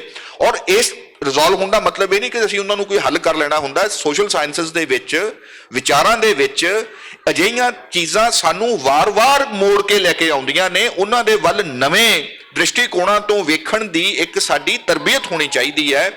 ਮਹਾਤਮਾ ਗਾਂਧੀ ਇਸ ਲਿਹਾਜ਼ ਦੇ ਨਾਲ, ਜਦੋਂ ਤੁਸੀਂ ਗੱਲ ਕਰਦੇ ਹੋ ਕਿ ਉਹ ਮਾਹੌਲ ਕਿਹੋ ਜਿਹਾ ਸੀ, ਇਸ ਸਵਾਲ ਤੱਕ ਤੁਸੀਂ ਆਪਾਂ ਅੱਗੇ ਗੱਲ ਕਰਾਂਗੇ। ਉਸ ਤੋਂ ਪਹਿਲਾਂ ਮੈਨੂੰ ਇਹ ਲੱਗਿਆ ਕਿ ਆਪਾਂ ਇਹ ਵੀ ਗੱਲ ਕਰ ਲਈਏ ਕਿ ਇਸ ਮਾਹੌਲ ਦੇ ਵਿੱਚ ਆਉਣ ਵਾਲਾ ਇਹ ਸ਼ਖਸ ਕਿਹੋ ਜਿਹਾ ਸੀ, ਉਹਦੀ ਆਪਣੀ ਤਿਆਰੀ ਕਿਸ ਕਿਸਮ ਦੀ ਸੀ। ਬਿਲਕੁਲ, ਤੁਸੀਂ ਬਹੁਤ ਖੂਬਸੂਰਤ ਢੰਗ ਨਾਲ ਦੱਸਿਆ ਕਿ ਜਿਹੜੇ ਗਾਂਧੀ ਹੈ ਉਹ ਕਿਵੇਂ ਉਸ ਸਮਾਜਿਕ ਹਾਲਤ ਦੇ ਵਿੱਚ ਅੱਗੇ ਵਿਕਸਿਤ ਹੋ ਰਹੇ ਹੈ। ਉਹਦੇ ਤੁਸੀਂ ਅਸਹਿਯੋਗ ਅੰਦੋਲਨ ਦਾ ਵੀ ਜ਼ਿਕਰ ਕੀਤਾ ਕਿ ਕਿਵੇਂ ਸਾਰੇ ਸਮੁੱਚੇ ਮੁਲਕ ਦੇ ਵਿੱਚ ਇੱਕ ਉਹਨਾਂ ਨੇ ਲਹਿਰ ਨੂੰ ਜਥੇਬੰਦ ਕੀਤਾ। ਇੱਥੇ ਮੈਂ ਥੋੜਾ ਇਹ ਵੀ ਤੁਹਾਨੂੰ ਜਾਣਨਾ ਚਾਹੂੰਗਾ ਤੁਹਾਡੇ ਤੋਂ ਕਿ ਮਹਾਤਮਾ ਗਾਂਧੀ ਦੇ ਜਿਹੜੇ ਇਹ ਨਾ ਮਿਲਵਰਤਨ ਲਹਿਰ ਸੀ, ਇਹਨੂੰ ਪੰਜਾਬ ਚੋਂ ਕਿੱਦਾਂ ਦਾ ਸਮਰਥਨ ਮਿਲਿਆ ਉਸ ਦੌਰ ਦੇ ਵਿੱਚ? ਜੀ, ਇਹ ਬਹੁਤ ਹੀ ਮਾਕੂਲ ਸਵਾਲ ਹੈ। ਇਹਦੀ ਥੋੜੀ ਪਿੱਠਭੂਮੀ ਇੰਨੀ ਬਣਦੀ ਹੈ ਕਿ ਰੌਲਟ ਐਕਟ ਦੇ ਖਿਲਾਫ ਜਿਹੜੀ ਐਜੀਟੇਸ਼ਨ ਸ਼ੁਰੂ ਹੁੰਦੀ ਹੈ, ਮਹਾਤਮਾ ਗਾਂਧੀ ਉਹਦੇ ਨਾਲ ਇੱਕ ਰਾਸ਼ਟਰੀ ਪੱਧਰ ਦੇ ਉੱਤੇ ਆਪਣੇ ਆਪ ਨੂੰ ਜਾਂ ਆਪਣੀ ਗੱਲ ਨੂੰ ਕਹਿਣਾ ਸ਼ੁਰੂ ਕਰਦੇ ਆ। ਇਸ ਤੋਂ ਪਹਿਲਾਂ ਦੇ 3 ਅੰਦੋਲਨ ਜਿਹੜੇ ਉਹਨਾਂ ਨੇ ਦੇਸ਼ ਦੇ ਵਿੱਚ ਦੇਖੇ, ਉਹ ਖਾਸ ਮੁੱਦਿਆਂ ਦੇ ਉੱਤੇ ਤੇ ਖਾਸ ਇਲਾਕਿਆਂ ਦੇ ਵਿੱਚ ਚੱਲੇ। ਚੰਪਾਰਨ ਸੱਤਿਆਗ੍ਰਹਿ ਜਿਹੜਾ ਬਿਹਾਰ ਦੇ ਜ਼ਿਲ੍ਹੇ ਚੰਪਾਰਨ ਦੇ ਵਿੱਚ ਨੀਲ ਦੇ ਕਾਸ਼ਤਕਾਰਾਂ ਦੇ ਮੁਤਲਕ ਸੀ। ਦੂਜਾ ਸੀ ਅਹਿਮਦਾਬਾਦ ਦੇ ਵਿੱਚ ਮਜ਼ਦੂਰਾਂ ਦੀ ਹੜਤਾਲ ਦਾ ਮਾਮਲਾ, ਤੇ ਤੀਜਾ ਸੀ ਕਾਇਰਾ ਬੰਬੇ ਪ੍ਰੋਵਿੰਸ ਦੇ ਵਿੱਚ ਕਿਸਾਨਾਂ ਦੇ ਮਸਲਿਆਂ ਦੇ ਉੱਤੇ। ਇਹ ਤਿੰਨਾਂ ਥਾਵਾਂ ਦੇ ਉੱਤੇ ਉਹਨਾਂ ਨੇ ਆਪਣੀ ਇਸ ਨਾਨ ਵਾਇਲੈਂਟ ਮਾਸ ਮੂਵਮੈਂਟ ਦੇ ਤਜਰਬੇ ਕੀਤੇ ਤੇ ਉਹਨਾਂ ਨੂੰ ਲੱਗਿਆ ਕਿ ਇਹਦੇ ਰਾਹੀਂ ਸਫਲਤਾ ਹਾਸਲ ਹੋਈ ਹੈ। ਤਿੰਨੇ ਉਹ ਐਜੀਟੇਸ਼ਨ ਸਕਸੈਸਫੁਲੀ ਅੱਗੇ ਵਧੀਆਂ। ਰੌਲਟ ਐਜੀਟੇਸ਼ਨ ਜਿਹੜੇ ਇਹ 2 ਕਾਲੇ ਕਾਨੂੰਨ ਅੰਗਰੇਜ਼ਾਂ ਨੇ ਲਿਆਂਦੇ, ਆਪਾਂ ਉਹਦੀ ਡਿਟੇਲ 'ਚ ਨਹੀਂ ਜਾਂਦੇ। ਇਹ ਬੜੇ ਦਿਲਚਸਪੀ ਦੀ ਗੱਲ ਹੈ ਕਿ ਪੰਜਾਬ ਨੇ ਸਭ ਤੋਂ ਵੱਧ ਹੁੰਗਾਰਾ ਭਰਿਆ ਰੌਲਟ ਐਕਟ ਦੇ ਖਿਲਾਫ ਐਜੀਟੇਸ਼ਨ ਨੂੰ ਲੈ ਕੇ ਬਾਕੀ ਹਿੰਦੁਸਤਾਨ ਦੇ ਨਾਲੋਂ। ਬਾਕੀ ਹਿੰਦੁਸਤਾਨ ਦੇ ਵਿੱਚ ਤੁਹਾਨੂੰ ਸੂਬੇ ਪੱਧਰ ਤੇ ਨਹੀਂ ਦਿਸਦੀ, ਕੁਝ ਸ਼ਹਿਰਾਂ ਦੇ ਵਿੱਚ ਦਿਸਦੀ ਹੈ, ਅਹਿਮਦਾਬਾਦ 'ਚ ਦਿਸਦੀ ਹੈ, ਬੰਬੇ 'ਚ ਦਿਸਦੀ ਹੈ, ਦਿੱਲੀ 'ਚ ਦਿਸਦੀ ਹੈ। ਪੰਜਾਬ ਦੇ ਵਿੱਚ ਇਹ ਤੁਹਾਨੂੰ 7-8 ਸ਼ਹਿਰਾਂ ਤੇ ਉਹਨਾਂ ਦੇ ਨਜ਼ਦੀਕੀ ਜਿਹੜੇ ਸਾਡੇ ਮੇਨ ਕੇਂਦਰੀ ਜਿਹੜੇ ਸੀਗੇ, ਹੁਣ ਤੇ ਉਹ ਸ਼ਹਿਰ ਆ ਗਏ ਨਾ 47 ਤੋਂ ਬਾਅਦ, ਜਿਹੜੇ ਉਦੋਂ ਪਹਿਲਾਂ ਕਸਬਿਆਂ ਵਰਗੇ ਸੀ। ਸੋ ਗੁਜਰਾਂਵਾਲਾ, ਲਾਹੌਰ, ਅੰਮ੍ਰਿਤਸਰ, ਜਲੰਧਰ, ਰਾਵਲਪਿੰਡੀ ਜਿਹੜੇ ਵੱਡੇ ਸ਼ਹਿਰ ਸਨ ਇਸ ਕਿਸਮ ਦੇ, ਸ਼ਾਇਦ ਸਿਆਲਕੋਟ ਵੀ ਉਹਨਾਂ ਦੇ ਵਿੱਚ ਸ਼ਾਮਿਲ ਸੀ, ਕਸੂਰ, ਇਹ ਜਿਹੜਾ ਕੇਂਦਰੀ ਪੰਜਾਬ ਦੇ ਜਿਹੜੇ ਇਹ ਵੱਡੇ ਸ਼ਹਿਰ ਜਿਹੜੇ ਬਣਦੇ ਆ। ਇੱਥੇ ਹੋਇਆ ਇਹ ਕਿ ਕਾਂਗਰਸ ਦੀ ਪੰਜਾਬ ਦੇ ਵਿੱਚ ਜੜ ਵੀ ਜਾਂ ਸੰਗਠਨ ਵੀ ਇੱਥੋਂ ਬਣਨਾ ਸ਼ੁਰੂ ਹੁੰਦਾ। ਪਹਿਲਾਂ ਮਤਿਆਂ ਦੇ ਵਿੱਚ ਜਾਂ ਕੁਝ ਸੰਮੇਲਨਾਂ 'ਚ ਜ਼ਰੂਰ ਜਾਂਦੇ ਰਹੇ ਨੇ। ਇਹਦੇ ਨਾਲ ਲੱਗਦੇ ਨੇ ਸਭ ਤੋਂ ਜ਼ਿਆਦਾ ਵਕੀਲ, ਸ਼ਹਿਰੀ ਤਬਕੇ, ਜਿਹੜੇ ਕਿ ਸ਼ਹਿਰੀ ਕੁਲੀਨਾਂ ਦੇ ਵਿੱਚੋਂ ਆ ਜਾਂਦੇ ਸਨ। ਸਾਨੂੰ ਸਭ ਤੋਂ ਵੱਡੇ 2 ਬੰਦੇ ਕਿਹਨਾਂ ਦਾ ਨਾਮ ਸੁਣਾਈ ਦਿੰਦਾ, ਡਾਕਟਰ ਸਤਪਾਲ ਤੇ ਡਾਕਟਰ ਕਿਚਲੂ, ਵਕੀਲ। ਉਹ ਵੈਦਗੀ ਕਰਦੇ ਸਨ, ਡਾਕਟਰ ਸਤਪਾਲ, ਤੇ ਅਜਿਹੇ ਹੋਰ ਬੰਦੇ। ਮੈਂ ਅੰਗਰੇਜ਼ਾਂ ਦਾ ਫਿਰ ਜਿਸ ਕਿਸਮ ਦਾ ਤਸ਼ੱਦਦ ਹੁੰਦਾ ਹੈ, ਜਲਿਆਂਵਾਲਾ ਬਾਗ ਵਾਪਰਦਾ ਹੈ, ਉਹਦੇ 100 ਸਾਲ ਦੇ ਵੀ ਆਪਾਂ ਹੁਣੇ ਉਹਦੇ ਵਿੱਚ ਹੀ ਹੈ, ਤਾਂ ਇੱਕ ਗੱਲ ਇਹ ਸਾਹਮਣੇ ਆਉਂਦੀ ਹੈ ਕਿ ਪੰਜਾਬ ਦੇ ਉੱਪਰ ਇੰਨਾ ਤਸ਼ੱਦਦ ਕਿਉਂ ਹੋਇਆ। ਜਿੰਨਾ ਕਿ ਬਾਕੀ ਕਿਸੇ ਹੋਰ ਥਾਂ ਦੇ ਉੱਤੇ ਹਿੰਦੁਸਤਾਨ ਦੇ ਵਿੱਚ ਇਹਨੂੰ ਇੰਨੀ ਬਰਬਰਤਾ ਦੇ ਨਾਲ ਨਹੀਂ ਦਬਾਇਆ ਗਿਆ ਸੀ। ਮਹਾਤਮਾ ਗਾਂਧੀ ਇਸ ਹਿੰਸਾ ਤੋਂ ਜਿਹੜੀ ਕੁਝ ਥਾਵਾਂ ਦੇ ਉੱਤੇ ਹੋਈ, ਉਹ ਬੜਾ ਉਹਨਾਂ ਨੂੰ ਲੱਗਿਆ ਕਿ ਹਜੇ ਉਹਨਾਂ ਨੇ ਸਾਰਾ ਕੁਝ ਉਹਨਾਂ ਦੇ ਵੱਸ 'ਚ ਨਹੀਂ ਹੈ। ਉਹ ਪੰਜਾਬ ਦੇ ਵਿੱਚ ਜਦੋਂ ਹੀ ਮਾਰਸ਼ਲ ਲਾਅ ਹਟਦਾ ਹੈ, ਹੰਟਰ ਕਮੇਟੀ ਬਹਿੰਦੀ ਹੈ ਜਿਹੜੀ ਅੰਗਰੇਜ਼ਾਂ ਨੇ ਬਿਠਾਈ ਹੈ, ਉਹਦੇ ਪੈਰਲਲ ਕਾਂਗਰਸ ਆਪਣੀ ਇਨਕੁਆਇਰੀ ਕਮੇਟੀ ਖੜੀ ਕਰਦੀ ਹੈ ਕਿ ਕੀ ਹੋਇਆ, ਕਿਵੇਂ ਨਾ ਹੋਇਆ। ਮਹਾਤਮਾ ਗਾਂਧੀ ਘੱਟੋ ਘੱਟ ਉਦੋਂ 8-9 ਮਹੀਨੇ ਪੰਜਾਬ ਦੇ ਪਿੰਡਾਂ, ਕਸਬਿਆਂ, ਸ਼ਹਿਰਾਂ ਦੇ ਵਿੱਚ ਧੂੜ ਫੱਕਦੇ ਆ। ਉਹ 50 ਸਾਲਾਂ ਦੀ ਉਮਰ ਦੇ ਵਿੱਚ ਉਹ ਜਾ ਕੇ ਸਾਮਲ ਧਾਮੀ ਜਿਵੇਂ ਹੁਣ ਕਰ ਰਿਹਾ, ਉਹ ਵੀ ਜਾ ਕੇ ਲੋਕਾਂ ਤੋਂ ਉਹਨਾਂ ਦੇ ਅਨੁਭਵ ਜੋ ਹੋਇਆ ਉਹ ਸਾਰੇ ਬਿਆਨ ਕਲਮਬੰਦ ਕਰ ਰਹੇ ਨੇ। ਔਰ ਹੰਟਰ ਕਮੇਟੀ ਦੇ ਬਰਾਬਰ ਤੋਂ ਹੀ, ਬਲਕਿ ਉਸ ਤੋਂ ਵੀ ਕਿਤੇ ਜ਼ਿਆਦਾ ਮੋਟੀ ਉਹ ਪੜ੍ਹਨੀ ਚਾਹੀਦੀ ਆ। ਉਹ 1919 ਦੇ ਪੰਜਾਬ ਦਾ ਇੱਕ ਬੜਾ ਹੀ ਕਮਾਲ ਦਾ ਦਸਤਾਵੇਜ਼ ਹੈ ਕਿ ਪੰਜਾਬ ਦੇ ਉਦੋਂ ਤਸ਼ੱਦਦ ਆਮ ਲੋਕਾਂ ਦਾ ਅਨੁਭਵ ਉਹਦਾ ਕਿਸ ਕਿਸਮ ਦਾ ਸੀ। ਔਰ ਫਿਰ 1900 ਜਿਹੜਾ ਉਸ ਤੋਂ ਬਾਅਦ ਜਿਹੜਾ ਖਿਲਾਫਤ ਮੂਵਮੈਂਟ ਸ਼ੁਰੂ ਹੁੰਦੀ ਹੈ, ਨਾਲ ਹੀ ਖਿਲਾਫਤ ਦੇ ਨਾਲ ਅੰਮ੍ਰਿਤਸਰ ਉਹਦਾ ਸੈਂਟਰ ਬਣਦਾ ਹੈ। ਜਲਿਆਂਵਾਲੇ ਬਾਗ ਦੀ ਇਹ ਗੱਲ ਬਣੀ ਹੁੰਦੀ ਹੈ ਕਿ ਰਲਿਆ ਖੂਨ ਹਿੰਦੂ ਮੁਸਲਮਾਨ ਇੱਥੇ। ਤੇ ਖਿਲਾਫਤ ਲਹਿਰ ਦੇ ਨੇਤਾ, ਕਾਂਗਰਸ ਦੇ ਨੇਤਾ ਤੇ ਸਿੱਖ ਨੇਤਾ ਪੰਜਾਬ ਦੇ ਅੰਮ੍ਰਿਤਸਰ ਦੀ ਉਸ ਕਾਂਗਰਸ ਦੇ ਸੈਸ਼ਨ ਦੇ ਵਿੱਚ ਇਕੱਠੇ ਹੁੰਦੇ ਆ। ਮੈਂ ਇੱਥੇ ਯਾਦ ਕਰਵਾ ਦਿਆਂ ਕਿ ਉਹ ਮਾਹੌਲ ਕਿਹੋ ਜਿਹਾ ਸੀ ਜਿਹੜੀ ਤੁਸੀਂ ਗੱਲ ਕਰ ਰਹੇ ਹੋ, ਜਿਸ ਨੂੰ ਗਾਂਧੀ ਜੀ ਨੇ ਕਿਵੇਂ ਬੀੜਿਆ। ਕਿਵੇਂ ਅਲੀ ਬ੍ਰਦਰਜ਼ ਖੜੇ ਹੋ ਕੇ ਅੰਮ੍ਰਿਤਸਰ ਦੇ ਵਿੱਚ ਇਹ ਕਹਿੰਦੇ ਆ, ਬਹੁਤ ਹਿਰਦੇ ਵੇਦਕ ਮੇਰੇ ਲਈ ਉਹ ਬਿਆਨ ਹੈ। ਉਹ ਕਹਿੰਦੇ ਕਿ ਅੱਜ ਮੈਂ ਅੰਮ੍ਰਿਤਸਰ 'ਚ ਖੜਾ ਹੋ ਕੇ ਪੰਜਾਬ ਦੇ ਸਿੱਖ ਭਾਈਆਂ ਤੋਂ ਮਾਫੀ ਮੰਗਦਾ ਕਿ ਮੁਗਲਾਂ ਨੇ ਜਾਂ ਹੋਰਾਂ ਨੇ ਇਸਲਾਮ ਦੇ ਨਾਮ ਦੇ ਉੱਤੇ ਗੁਰੂਆਂ ਦੀ ਤੇ ਸਾਹਿਬਜ਼ਾਦਿਆਂ ਦੀ ਸ਼ਹਾਦਤ ਬਰਪਾ ਕੀਤੀ, ਉਹਨਾਂ ਦੇ ਉੱਤੇ ਕਹਿਰ ਢਾਇਆ। ਮੈਂ ਮਾਫੀ ਮੰਗਦਾ। ਉਹਨਾਂ ਦੀਆਂ ਅੱਖਾਂ 'ਚੋਂ ਹੰਝੂ ਵਗੇ, ਉਹਨਾਂ ਨੇ ਆਪਣਾ ਸਿਰ ਝੁਕਾਇਆ। ਸਾਰੇ ਹਾਲ ਨੇ ਖੜੇ ਹੋ ਕੇ ਉਹਨਾਂ ਦਾ ਅਭਿਵਾਦਨ ਕੀਤਾ ਕਿ ਇਹ ਬਹੁਤ ਵੱਡਾ ਜੈਸਚਰ ਹੈ, ਸਾਨੂੰ ਕੋਈ ਗਿਲਾ ਨਹੀਂ, ਇਹ ਸਾਂਝੀ ਲੜਾਈ ਹੈ। ਮੈਂ ਇਹ ਕਹਿ ਰਿਹਾ ਕਿ ਅਜਿਹੀਆਂ ਚੀਜ਼ਾਂ ਦੇ ਵਿੱਚੋਂ ਪੰਜਾਬ ਦੇ ਵਿੱਚ ਗਾਂਧੀ ਜੀ ਦਾ, ਕਾਂਗਰਸ ਦਾ ਨਵੀਂ ਇੱਕ ਜਨਤਕ ਲਾਮਬੰਦੀ ਦਾ ਕੁਝ ਮੁੱਢ ਵੱਜਣਾ ਸ਼ੁਰੂ ਹੋਇਆ। ਤੁਸੀਂ ਇਸ ਬੈਕਗ੍ਰਾਉਂਡ ਨੂੰ ਸਮਝਣ ਦੇ ਲਈ ਇੱਕ ਮੈਂ ਜ਼ਰੂਰੀ ਇਹਦੇ 'ਚ ਗੱਲ ਜੋੜ ਦਿਆਂ ਕਿ ਗਿਆਨੀ ਹੀਰਾ ਸਿੰਘ ਦਰਦ, ਅਸੀਂ ਉਹਨਾਂ ਦਾ ਨਾਮ ਬਹੁਤ ਘੱਟ ਜਾਣਦੇ ਹਾਂ, ਰਾਜਨੀਤਿਕ ਨੇਤਾ ਦੇ ਤੌਰ ਤੇ ਉਹਨਾਂ ਨੂੰ ਹੋਰ ਘੱਟ ਜਾਣਦੇ ਹਾਂ। ਉਹਨਾਂ ਦੀ ਇੱਕ ਛੋਟੀ ਜਿਹੀ ਕਿਤਾਬ ਆ, ਉਹ ਪੜ੍ਹਨੀ ਚਾਹੀਦੀ ਹੈ, ਗਾਂਧੀ ਜੀ ਦੇ ਨਾਲ ਮੇਰੀਆਂ ਕੁਝ ਯਾਦਾਂ। ਉਹਦੇ ਵਿੱਚ ਇੱਕ ਬੜਾ ਗਹਿਰਾ ਵਿਚਾਰਧਾਰਕ ਇੱਕ ਪ੍ਰਸੰਗ ਆਉਂਦਾ ਕਿ ਗਾਂਧੀ ਜੀ ਅਸਹਿਯੋਗ ਅੰਦੋਲਨ ਦੇ ਲਈ, ਨਾ ਮਿਲਵਰਤਨ ਅੰਦੋਲਨ ਦੇ ਲਈ ਜਦੋਂ ਲਾਮਬੰਦੀ ਪਹਿਲਾਂ ਕਰ ਰਹੇ ਨੇ ਕਿ ਮੇਰੇ ਨਾਲ ਕਿਹੜੀਆਂ ਥਾਵਾਂ ਤੋਂ ਕਿਹੜੇ ਕਿਹੜੇ ਬੰਦੇ ਜੁੜਨਗੇ, ਸਿਧਾਂਤਕ ਤੌਰ ਦੇ ਉੱਤੇ ਉਹ ਕਿੰਨੇ ਸਹਿਮਤ ਹੋਣਗੇ, ਅਸੀਂ ਬਿਲਕੁਲ ਸ਼ਾਂਤਮਈ ਕਿਵੇਂ ਰਹਿਣਾ ਹੈ, ਕਿਉਂਕਿ ਉਹ ਰੌਲਟ ਐਕਟ ਦੇ ਵਿੱਚ ਇਹ ਦੇਖ ਚੁੱਕੇ ਸੀ ਕਿ ਲੋਕ ਉਹਨਾਂ ਦੇ ਜ਼ਾਬਤੇ ਤੋਂ ਬਾਹਰ ਗਏ ਹੈ। ਉਦੋਂ ਉਹ ਸਿੱਖ ਭਾਈਚਾਰੇ ਦੇ ਵੀ ਨੇਤਾਵਾਂ ਨੂੰ ਜਾਂ ਵਿਚਾਰਵਾਨਾਂ ਨੂੰ ਕਹਿੰਦੇ ਨੇ ਕਿ ਆ ਕੇ ਮੈਨੂੰ ਮਿਲੋ। ਉਹਨਾਂ ਨੂੰ ਪੰਜਾਬ ਦੇ ਵਿੱਚੋਂ, ਕਿਉਂਕਿ ਆਪਾਂ ਗਾਂਧੀ ਤੇ ਪੰਜਾਬ ਵਿਸ਼ੇ ਦੇ ਉੱਤੇ ਗੱਲ ਕਰ ਰਹੇ ਹਾਂ, ਉਹਨਾਂ ਨੂੰ ਪੰਜਾਬ ਦੇ ਵਿੱਚੋਂ ਸਿੱਖਾਂ ਦੀਆਂ ਦੋ ਧਿਰਾਂ ਮਿਲਦੀਆਂ ਨੇ। ਬੜਾ ਦਿਲਚਸਪ ਹੈ ਇਹ ਅੱਜ ਵੀ ਪੰਜਾਬ ਦੇ ਉੱਤੇ ਅਪਲਾਈ ਹੁੰਦੀ ਹੈ।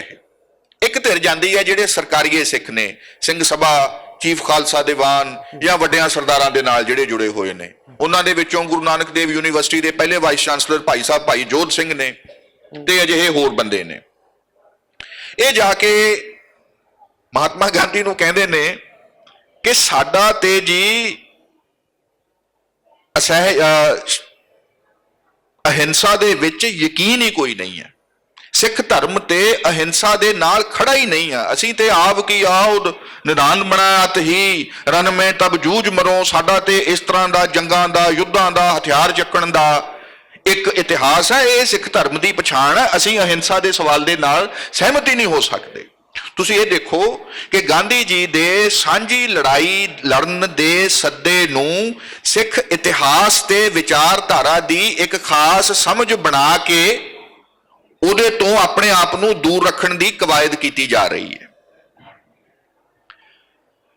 ਇੱਕ ਫਿਰ ਉਹਨਾਂ ਨੂੰ ਇੱਕ ਹੋਰ ਗਰੁੱਪ ਜਾ ਕੇ ਮਿਲਦਾ ਜਿਹਦੇ ਵਿੱਚ ਗਿਆਨੀ ਹੀਰਾ ਸਿੰਘ ਦਰਦ, ਸਰਦਾਰ ਮੰਗਲ ਸਿੰਘ ਉਹ ਬੰਦੇ ਨੇ ਜਿਨ੍ਹਾਂ ਨੇ ਹਿੰਦੁਸਤਾਨ ਟਾਈਮਜ਼ ਅਖਬਾਰ ਚਾਲੂ ਕੀਤਾ।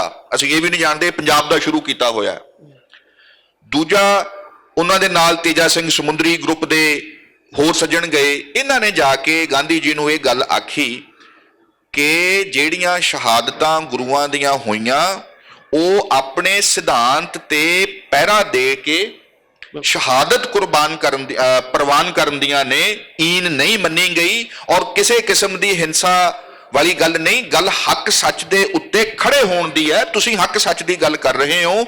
ਆਜ਼ਾਦੀ ਦੀ ਸਾਨੂੰ ਲੋੜ ਹੈ। ਅਸੀਂ ਪੰਜਾਬ ਦੇ ਵਿੱਚ ਇਹ ਭਾਵੀ ਵਰਤਦੀ ਵੇਖੀ ਹੈ। ਸਿੱਖ ਸਿਧਾਂਤ ਤੇ ਸਿੱਖ ਇਤਿਹਾਸ ਇਸ ਕਿਸਮ ਦੀ ਹੱਕ ਸੱਚ ਦੀ ਸਾਂਝੀ ਲੜਾਈ ਦਾ ਇੱਕ ਇਤਿਹਾਸਕ ਤੌਰ ਦੇ ਉੱਤੇ ਸਾਡੇ ਕੋਲ ਹਵਾਲਾ ਹੈ। ਉਸ ਹਵਾਲੇ ਦੇ ਨਾਲ ਅਸੀਂ ਤੁਹਾਡੇ ਨਾਲ ਸਹਿਮਤ ਹਾਂ। ਹੁਣ ਇਸ ਇੱਕ ਗੱਲ ਨੂੰ ਆਮ ਤੌਰ ਦੇ ਉੱਤੇ ਜਿਹੜਾ ਇਤਿਹਾਸ ਲਿਖੇ ਜਾਂਦੇ ਨੇ ਪੰਜਾਬ ਦੇ, ਉਹਦੇ ਵਿੱਚ ਇਸ ਤਫਰਕੇ ਦਾ ਕੋਈ ਜ਼ਿਕਰ ਨਹੀਂ ਕੀਤਾ ਜਾਂਦਾ। ਇੱਥੋਂ ਸਾਨੂੰ ਇਸ ਗੱਲ ਦਾ ਵੀ ਪਤਾ ਲੱਗਦਾ ਹੈ ਕਿ ਗਾਂਧੀ ਜੀ ਜਦੋਂ ਆਪਣੇ ਕਿਸੇ ਅੰਦੋਲਨ ਨੂੰ ਖੜਾ ਕਰਦੇ ਨੇ, ਉਹਦੀ ਜਥੇਬੰਦਕ ਸਮਰੱਥਾ, ਉਹਦੀ ਸਿਧਾਂਤਕ ਸਪਸ਼ਟਤਾ ਤੇ ਉਹਦੇ ਅੰਦਰਲੇ ਜਿਹੜੇ ਨੈਤਿਕ ਸਵਾਲ ਅਗਾਂਹ ਖੜੇ ਹੋਣੇ ਨੇ, ਉਹਨਾਂ ਨੂੰ ਲੈ ਕੇ ਉਹ ਕਿੰਨੀ ਤਰਤੀਬ ਦੇ ਨਾਲ ਢੰਗ ਦੇ ਬੰਦਿਆਂ ਨੂੰ ਆਪਣੇ ਨਾਲ ਜੋੜ ਰਹੇ ਨੇ। ਉਹ ਕੋਈ ਸਿੱਧੀ ਕਾਲ ਦੇ ਕੇ ਕਿ ਹਲਾ ਹਲਾ ਕਰਕੇ ਉਹ ਕੰਮ ਨਹੀਂ ਕਰ ਰਹੇ। ਇਹ ਵੀ ਸਾਨੂੰ ਲੱਗਦਾ ਕਿ ਮਹਾਤਮਾ ਬੰਦਿਆਂ ਨੂੰ ਆ ਛੋਟੀਆਂ-ਛੋਟੀਆਂ ਗੱਲਾਂ ਦਾ ਨਹੀਂ ਪਤਾ ਹੋਣਾ, ਪਰ ਉਹ ਐਕਚੁਅਲੀ ਜਦੋਂ ਪੜ੍ਹਦੇ ਆ ਤੇ ਬੜੀ ਹੈਰਾਨੀ ਹੁੰਦੀ ਹੈ ਕਿ ਉਹ ਬੇਹੱਦ ਧਿਆਨ ਦਿੰਦੇ ਹੁੰਦੇ ਸਨ ਅਜਿਹੇ ਮਸਲਿਆਂ ਦੇ ਵੱਲ। ਹੁਣ ਜਦੋਂ ਅਸਹਿਯੋਗ ਅੰਦੋਲਨ ਦੀ ਫਿਰ ਕਾਲ ਹੋਈ, ਆਪਾਂ ਇਹ ਯਾਦ ਰੱਖੀਏ ਕਿ ਇਹਦੇ ਨਾਲ ਹੀ ਪੰਜਾਬ ਦੇ ਵਿੱਚ 1920 ਦੇ ਵਿੱਚ ਨਨਕਾਣਾ ਸਾਹਿਬ ਦਾ ਸਾਕਾ ਹੋ ਚੁੱਕਿਆ ਸੀ। ਸ਼ਾਂਤਮਈ ਰਹਿੰਦਿਆਂ 80 ਸਿੰਘਾਂ ਦੀਆਂ ਸ਼ਹਾਦਤਾਂ ਹੋ ਚੁੱਕੀਆਂ ਸੀ। ਇਸ ਤੋਂ ਬਿਨਾਂ ਫਿਰ ਇਹ ਮਹੰਤਾਂ ਨੂੰ ਫਿਰ ਹਟਾਉਣ ਦੇ ਉੱਤੇ ਮਜਬੂਰ ਹੋਣਾ ਪਿਆ ਤੇ ਗੁਰਦੁਆਰਾ ਸੁਧਾਰ ਲਹਿਰ ਤੇ ਜਿਸ ਨੂੰ ਅਸੀਂ ਅਕਾਲੀ ਲਹਿਰ ਦੇ ਤੌਰ ਤੇ ਯਾਦ ਕਰਦੇ ਹਾਂ, ਇਹ ਪੈਰਲਲ ਚੱਲ ਚੁੱਕੀ ਸੀ। ਇਹਦਾ ਅਕਾਲੀ ਲਹਿਰ ਦਾ ਸਮਰਥਨ ਕਾਂਗਰਸੀ ਵੀ ਕਰ ਰਹੇ ਸੀ। ਡਾਕਟਰ ਰੁਚੀ ਰਾਮ ਸਾਹਨੀ, ਡਾਕਟਰ ਸੈਫੁਦੀਨ ਕਿਚਲੂ, ਡਾਕਟਰ ਸਤਪਾਲ, ਪੰਜਾਬ ਦੇ ਵਿੱਚੋਂ ਜੇ ਮੈਂ ਕੁਝ ਵੱਡੇ ਬੰਦਿਆਂ ਦੇ ਨਾਮ ਲੈਣੇ ਹੋਣ, ਇਹ ਅਸੀਂ ਵਰਣਨ ਵੀ ਬਣਾਇਆ ਹੋਇਆ ਕਿ ਅਕਾਲੀ ਲਹਿਰ ਤੇ ਗੁਰਦੁਆਰਾ ਸੁਧਾਰ ਲਹਿਰ ਇਹ ਸਿਰਫ ਸਿੱਖਾਂ ਦੀ ਸੀ। ਇਹ ਬਿਲਕੁਲ ਗਲਤ ਹੈ। ਇਹ ਪੰਜਾਬੀਆਂ ਦੀ ਸੀ ਜਿਹਦੀ ਅਗਵਾਈ ਸਿੱਖ ਕਰ ਰਹੇ ਸੀ। ਇਹਦੇ ਨਾਲ ਸਾਰੇ ਪੰਜਾਬ ਦੀਆਂ ਹਮਦਰਦੀਆਂ ਤੇ ਸਮਰਥਨ ਸ਼ਾਮਿਲ ਸੀ। ਇਹਦੇ ਵਿੱਚ ਇੰਨਾ ਹਾਲ ਸੀ ਕਿ ਡਾਕਟਰ ਸੈਫੁਦੀਨ ਕਿਚਲੂ ਨੂੰ ਅਕਾਲੀ ਆਮ ਤੌਰ ਦੇ ਉੱਤੇ ਕਿਚਲੂ ਸਿੰਘ ਕਹਿ ਕੇ ਬੁਲਾਉਂਦੇ ਹੁੰਦੇ ਸੀ। ਔਰ ਮਹਾਤਮਾ ਗਾਂਧੀ ਨੇ ਗੁਰਦੁਆਰਾ ਗੁਰੂ ਕਾ ਬਾਗ ਮੋਰਚੇ ਦੇ ਵਿੱਚ ਸ਼ਾਂਤਮਈ ਰਹਿੰਦਿਆਂ ਸਿੱਖਾਂ ਦੇ ਉੱਤੇ ਜੋ ਤਸ਼ੱਦਦ ਹੋ ਰਿਹਾ ਸੀ ਜਥਿਆਂ ਦੇ ਉੱਤੇ, ਔਰ ਉਹ ਇੱਕ ਗੱਲ ਉਹ ਮੂਹਰੋਂ ਨਹੀਂ ਸੀ ਬੋਲ ਰਹੇ। Mahatma Gandhi, father CF Andrews, KM Panikkar, Jawahar Lal Nehru, ਇਹ ਸਾਰਿਆਂ ਲੋਕਾਂ ਨੇ ਇਸ ਗੱਲ ਨੂੰ ਸੁਨਿਸ਼ਚਿਤ ਕੀਤਾ ਕਿ ਅਕਾਲੀ ਲਹਿਰ ਸਿਰਫ ਪੰਜਾਬ ਦੇ ਸਿੱਖਾਂ ਦੀ ਤੇ ਪੰਜਾਬ ਦੇ ਖਿੱਤੇ ਤੱਕ ਹੀ ਸੁੰਗੜੀ ਹੋਈ ਲਹਿਰ ਨਹੀਂ, ਬਲਕਿ ਇਹ ਅੰਗਰੇਜ਼ਾਂ ਦੇ ਖਿਲਾਫ ਰਾਸ਼ਟਰੀ ਪੱਧਰ ਦਾ ਸਮਰਥਨ ਹਾਸਲ ਕਰਨ ਵਾਲੀ ਇੱਕ ਲਹਿਰ ਦਾ ਦਰਜਾ ਅਖਤਿਆਰ ਕਰ ਸਕੀ। ਇਹ ਇਹਨਾਂ ਦੇ ਕਰਕੇ ਹੋਇਆ ਤੇ ਨੈਸ਼ਨਲ ਪ੍ਰੈਸ ਨੇ ਉਸ ਸਮੇਂ ਜਿੰਨਾ ਇਸ ਲਹਿਰ ਨੂੰ ਚੁੱਕਿਆ, ਇਹ ਬੜੀਆਂ ਰੌਸ਼ਨ ਮਿਸਾਲਾਂ ਨੇ ਕਿ ਕਿਸ ਕਿਸਮ ਦੀ ਇੱਕ ਉਸਾਰੀ ਦੇ ਵਿੱਚ ਮਹਾਤਮਾ ਗਾਂਧੀ ਲੱਗੇ ਹੋਏ ਸਨ, ਕਿਸ ਕਿਸਮ ਦੀ ਇੱਕ ਭਾਵਨਾ ਦੇ ਨਾਲ ਉਹ ਦੂਜਿਆਂ ਨੂੰ ਸਿੱਖਾਂ ਦੇ ਨਾਲ ਜੋੜ ਰਹੇ ਸਨ। ਤੇ ਨਾਲ ਹੀ ਅਕਾਲੀ ਲੀਡਰਾਂ ਨੂੰ ਇਸ ਗੱਲ ਦੇ ਲਈ ਵੀ ਉਹਨਾਂ ਨੇ ਆਖਿਆ, ਜਦੋਂ ਮੋਰਚੇ ਲੱਗੇ, ਐਕਟ ਪਾਸ ਹੋਇਆ ਤੇ ਇਹ ਸਵਾਲ ਆ ਕੇ ਖੜਾ ਹੋਇਆ ਅਕਾਲੀ ਲਹਿਰ ਦੇ ਸਾਹਮਣੇ ਕਿ ਬਸ ਕੀ ਹੁਣ ਆਪਣਾ ਕੰਮ ਖਤਮ ਹੋ ਗਿਆ? ਕਿਉਂਕਿ ਇੱਕ ਬਹੁਤ ਵੱਡਾ ਸੈਕਸ਼ਨ ਇਹ ਕਹਿ ਰਿਹਾ ਸੀ ਜਿਹੜਾ ਮੁੜ ਤੋਂ ਅੰਗਰੇਜ਼ਾਂ ਦੇ ਨਾਲ ਜੁੜਨਾ ਚਾਹੁੰਦਾ ਸੀ ਕਿ ਆਪਾਂ ਤੇ ਆਪਣੇ ਧਰਮ ਦੇ ਵਿੱਚ ਸੁਧਾਰ ਦੇ ਲਈ, ਗੁਰਦੁਆਰਿਆਂ ਦੇ ਕੰਟਰੋਲ ਦੇ ਲਈ ਇਹ ਮੂਵਮੈਂਟ ਸ਼ੁਰੂ ਕੀਤੀ ਸੀ, ਉਹ ਮਿਲ ਗਿਆ, ਹੁਣ ਸਭ ਠੀਕ ਹੈ, ਮਤਲਬ ਅੱਲਾ ਅੱਲਾ ਖੈਰ ਸੱਲਾ। ਪਰ ਉਸੇ ਦੇ ਅੰਦਰ ਹੀ ਇਹਨੂੰ ਫਿਰ ਆਪਾਂ ਯਾਦ ਕਰੀਏ, ਜਿਹੜੇ ਪਹਿਲਾਂ ਮਹਾਤਮਾ ਗਾਂਧੀ ਨੂੰ ਦੋ ਗਰੁੱਪ ਮਿਲਦੇ ਨੇ, ਹੁਣ ਫਿਰ ਦੋ ਧੜੇ ਨੇ। ਦੂਜਾ ਧੜਾ ਇਹ ਕਹਿੰਦਾ ਹੈ ਕਿ ਨਹੀਂ, ਅੰਗਰੇਜ਼ਾਂ ਦੀ ਅਧੀਨਗੀ ਦੇ ਵਿੱਚ ਗੁਰਦੁਆਰਿਆਂ ਦੀ ਆਜ਼ਾਦੀ ਦਾ ਕੀ ਮਤਲਬ? ਔਰ ਮਹਾਤਮਾ ਗਾਂਧੀ ਉਦੋਂ ਫਿਰ ਇੱਕ ਗੱਲ ਕਹਿੰਦੇ ਆ ਕਿ ਤੁਸੀਂ ਆਪਣੀ ਮਿਹਨਤ, ਆਪਣੀ ਕੁਰਬਾਨੀਆਂ ਦੇ ਨਾਲ ਸ਼ਾਂਤਮਈ ਰਹਿੰਦਿਆਂ ਗੁਰਦੁਆਰੇ ਆਜ਼ਾਦ ਕਰਵਾ ਲਏ ਨੇ। ਭਾਰਤ ਦੇਸ਼ ਵਰਗਾ ਇੱਕ ਵੱਡਾ ਗੁਰਦੁਆਰਾ ਅਜੇ ਵੀ ਗੁਲਾਮ ਹੈ। ਉਸ ਵੱਡੇ ਗੁਰਦੁਆਰੇ ਨੂੰ ਆਜ਼ਾਦ ਕਰਵਾਏ ਬਿਨਾ ਸਾਨੂੰ ਟਿਕ ਕੇ ਨਹੀਂ ਬੈਠਣਾ ਚਾਹੀਦਾ। ਮੈਂ ਤੁਹਾਨੂੰ ਇਹ ਅਪੀਲ ਕਰਦਾ ਕਿ ਇਸ ਗੁਰਦੁਆਰੇ ਦੀ ਆਜ਼ਾਦੀ ਦੇ ਲਈ ਵੀ ਸਾਹਮਣੇ ਆਓ। ਔਰ ਸਭ ਤੋਂ ਜ਼ਿਆਦਾ ਇਸ ਗੱਲ ਨੂੰ ਹੁੰਗਾਰਾ ਭਰਿਆ ਜਿਹੜਾ ਸਭ ਤੋਂ ਪ੍ਰੋਗਰੈਸਿਵ ਗਰੁੱਪ ਸੀ ਅਕਾਲੀ ਨੇਤਾਵਾਂ ਦੇ ਵਿੱਚੋਂ, ਉਹ ਸਨ ਜਥੇਦਾਰ ਤੇਜਾ ਸਿੰਘ ਸਮੁੰਦਰੀ ਹੋਣਾ ਦਾ, ਲਾਲਪੁਰ ਵਾਲਿਆਂ ਦਾ। ਲਾਲਪੁਰ ਗਰੁੱਪ ਦੀ ਬਾਕੀਆਂ ਦੇ ਨਾਲੋਂ, ਕਿਉਂਕਿ ਉਹ 12 ਚ ਜਾ ਕੇ ਵਸੇ ਸੀ, ਨਵੀਂ ਕਿਸਮ ਦੀ ਖੇਤੀ ਕਰ ਰਹੇ ਸੀ, ਨਵੇਂ ਅੰਗਰੇਜ਼ਾਂ ਦੇ ਨਾਲ ਉਹਨਾਂ ਦਾ ਵਾਹ ਵੀ ਜ਼ਿਆਦਾ ਸੀ, ਮੰਡੀਕਰਨ ਦੇ ਨਾਲ ਜ਼ਿਆਦਾ ਜੁੜੇ ਹੋਏ ਸੀ। ਉਹ ਇਹਨਾਂ ਚੀਜ਼ਾਂ ਨੂੰ ਲੈ ਕੇ ਬਾਕੀਆਂ ਦੇ ਮੁਕਾਬਲੇ ਜ਼ਰਾ ਆਜ਼ਾਦ ਖਿਆਲ ਸਨ।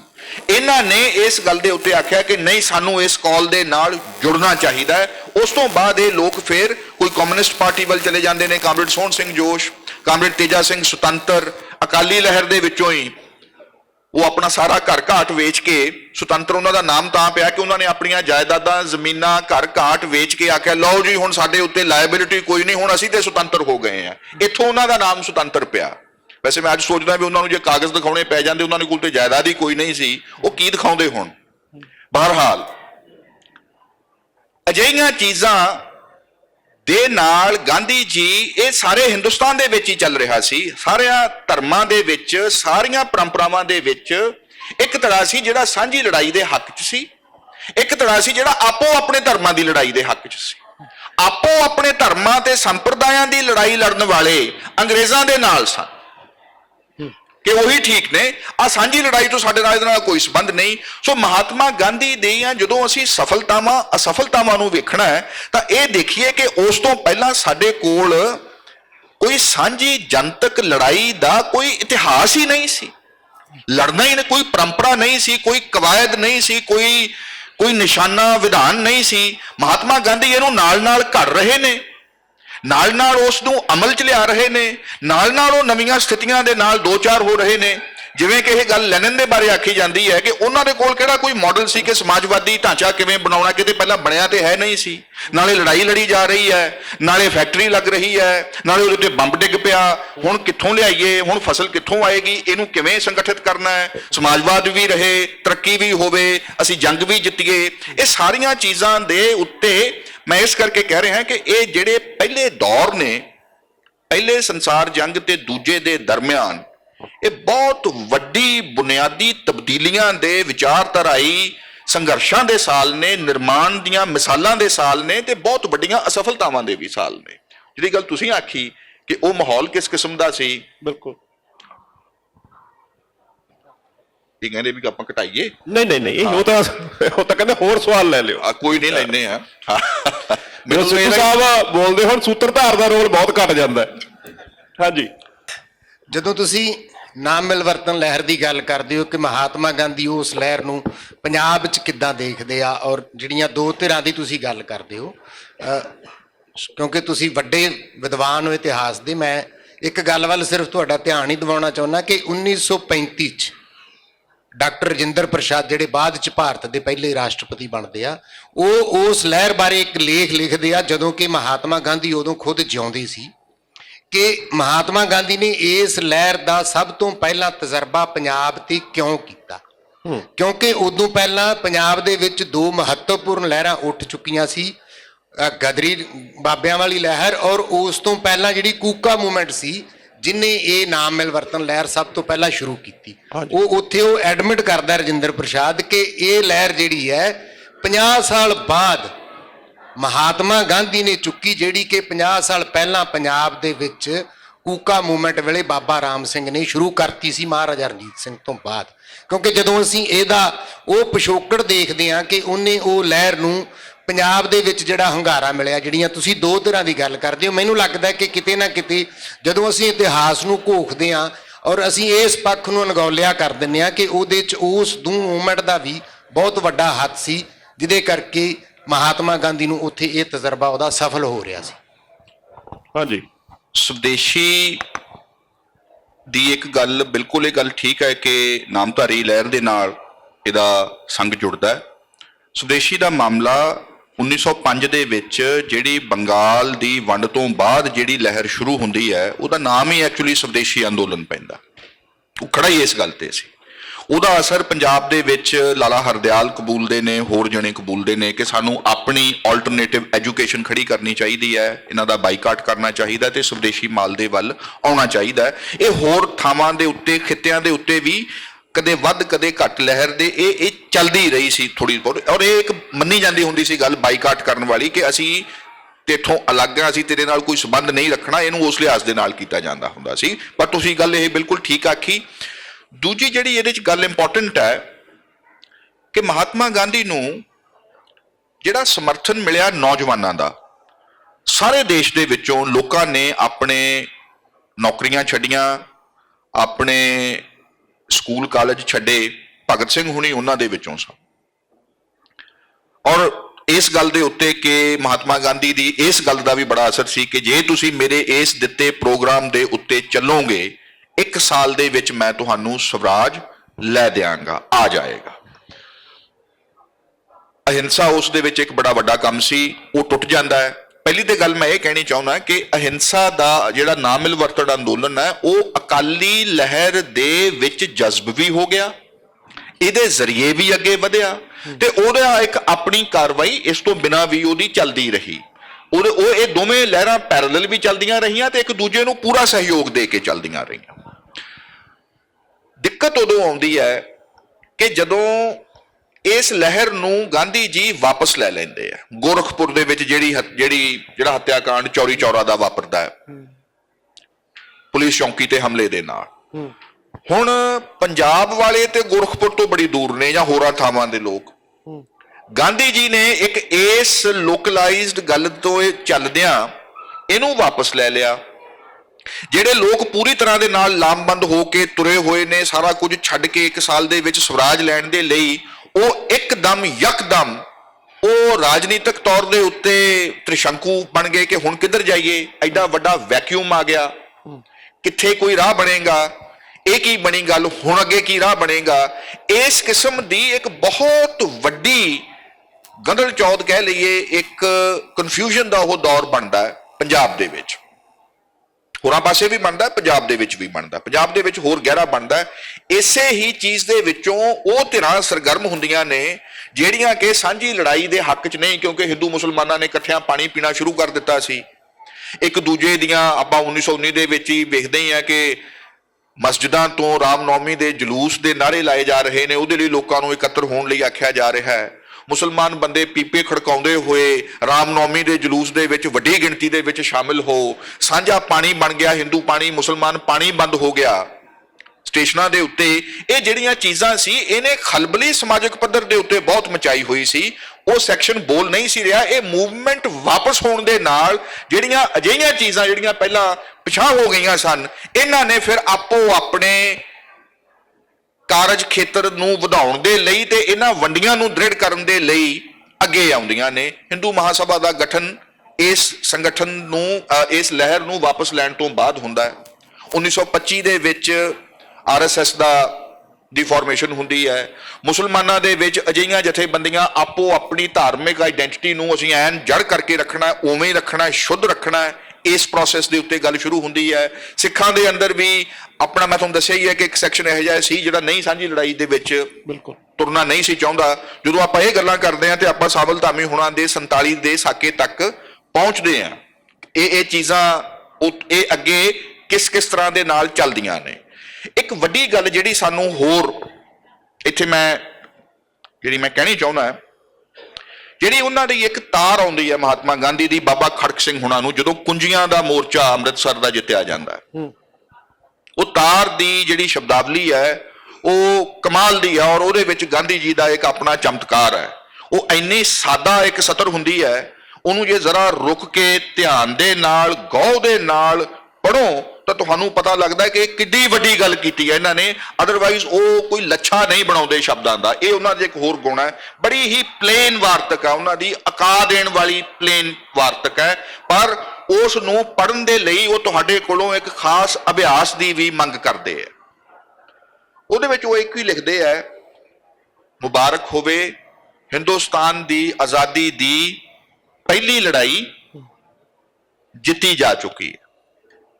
ਇਹ ਉਹਨਾਂ ਨੇ ਬਹੁਤ ਵੱਡਾ ਕੰਪਲੀਮੈਂਟ ਕੀਤਾ।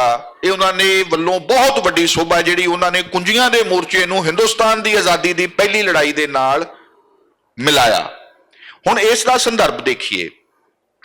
1857 ਦੇ ਗਦਰ ਨੂੰ 50 ਸਾਲਾਂ ਜਦੋਂ ਉਹਦੇ ਹੋਏ, ਅਰਧ ਸ਼ਤਾਬਦੀ ਆਈ ਤਾਂ ਉਦੋਂ ਵੀਰ ਸਾਵਰਕਰ ਦੀ ਬੜੀ ਪ੍ਰਭਾਵਸ਼ਾਲੀ ਕਿਤਾਬ ਆਈ ਜਿਸ ਦੇ ਵਿੱਚ ਉਹਨਾਂ ਨੇ 1857 ਨੂੰ ਹਿੰਦੁਸਤਾਨ ਦੀ ਆਜ਼ਾਦੀ ਦੀ ਪਹਿਲੀ ਲੜਾਈ ਦੇ ਤੌਰ ਦੇ ਉੱਤੇ ਉਹਦਾ the first war of Indian independence, ਇਹਦਾ ਹੁਣ ਅਸਰ ਪਰਮਾਨੰਦ ਤੇ ਲਾਲਾ ਹਰਦਿਆਲ ਤੋਂ ਚੱਲਦਿਆਂ ਹੋਇਆਂ ਗਦਰੀਆਂ ਦੇ ਉੱਤੇ ਬਹੁਤ ਸੀ। ਉਹ ਆਪਣਾ ਨਾਮ ਗਦਰ ਰੱਖਦੇ ਆ। ਸਾਵਰਕਰ ਦੇ ਲੇਖ ਤੇ ਇਸ ਕਿਤਾਬ ਦੇ ਚੈਪਟਰਸ ਉਹਦੇ ਵਿੱਚ ਅਨੁਵਾਦ ਕਰਕੇ ਗਦਰ ਅਖਬਾਰ ਦੇ ਵਿੱਚ ਛਾਪੇ ਜਾਂਦੇ ਆ। ਇੰਨਾ ਅਸਰ ਸੀ ਇਸ ਦਾ। ਪਰ ਉਹਦੇ ਅੰਦਰ ਸਾਰਾ ਫੋਕਸ ਹਿੰਸਾ ਦੇ ਉੱਤੇ ਸੀ। ਕੁੰਜੀਆਂ ਦਾ ਮੋਰਚਾ ਅਹਿੰਸਕ ਅੰਦੋਲਨ ਦੇ ਜ਼ਰੀਏ ਜਿੱਤਿਆ ਗਿਆ। ਅਕਾਲੀਆਂ ਨੇ ਇਹਦੇ 'ਚ ਲੀਡਰਸ਼ਿਪ ਦੇ ਕੇ ਦਿਖਾਈ ਤੇ ਮਹਾਤਮਾ ਗਾਂਧੀ ਜਦੋਂ ਉਸ ਨੂੰ first war of Indian independence ਨਾ ਕਹਿ ਕੇ ਕੁੰਜੀਆਂ ਦੇ ਮੋਰਚੇ ਨੂੰ ਉਹ ਪਹਿਲੀ ਆਜ਼ਾਦੀ ਦੀ ਲੜਾਈ ਜਿੱਤੀ ਗਈ ਹੈ ਇਹ ਕਹਿ ਰਹੇ ਨੇ, ਤਾਂ ਉਹ ਸਾਵਰਕਰ ਦੇ ਮੈਥਡ ਤੇ ਮਾਡਲ ਦੇ ਨਾਲੋਂ, ਤੁਸੀਂ ਮਾਡਲ ਦੀ ਗੱਲ ਕੀਤੀ, ਉਹ ਆਪਣਾ ਆਲਟਰਨੇਟਿਵ ਮਾਡਲ ਨੂੰ ਪੰਜਾਬ ਦੇ ਵਿੱਚੋਂ ਤੇ ਅਕਾਲੀ ਲਹਿਰ ਦੇ ਵਿੱਚੋਂ ਖੜਾ ਹੁੰਦਿਆਂ ਵੇਖਦੇ ਨੇ। ਇਸ ਇੱਕ ਗੱਲ ਦੀ ਵੀ ਸੋਝੀ ਹੋਣੀ ਚਾਹੀਦੀ ਹੈ ਕਿ ਉਹ ਕਿੰਨੀ ਗੌਰ ਦੇ ਨਾਲ ਤਹਿ ਹੇਠ ਵਾਪਰਦੇ ਵਰਤਾਰਿਆਂ ਨੂੰ ਸਿਧਾਂਤੀਕਰਨ ਕਰਨ ਦੇ ਵੱਲ ਉਹਨਾਂ ਦੀ ਦਿਲਚਸਪੀ ਕਿੰਨੀ ਵੱਧ ਕੇ ਸੀ।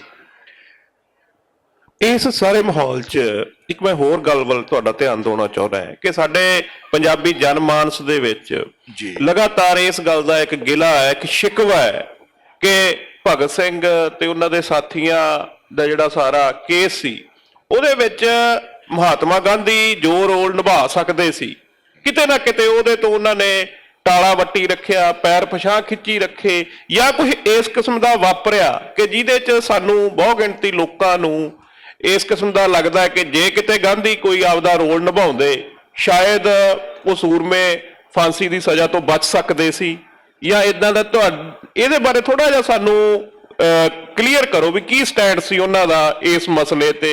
ਇਹ ਸਾਰਾ ਕਿੱਦਾਂ ਜਿਹੜਾ ਇਹ ਜਿਹੜੇ ਸਾਡੇ ਕਿਤੇ ਨਾ ਕਿਤੇ ਗਿਲੇ ਜੇ ਇਸ ਕਿਸਮ ਦੇ ਪੰਜਾਬੀ ਸਮਾਜ ਦੇ ਵਿੱਚ ਗਾਂਧੀ ਜੀ ਪ੍ਰਤੀ ਲਗਾਤਾਰ ਰਹਿੰਦੇ ਆ। ਗਿਲੇ ਹੀ ਨਹੀਂ, ਇਹਦੀ ਤੇ ਗੁੜਤੀ ਮਿਲਦੀ ਹੈ ਪੰਜਾਬ ਦੇ ਵਿੱਚ।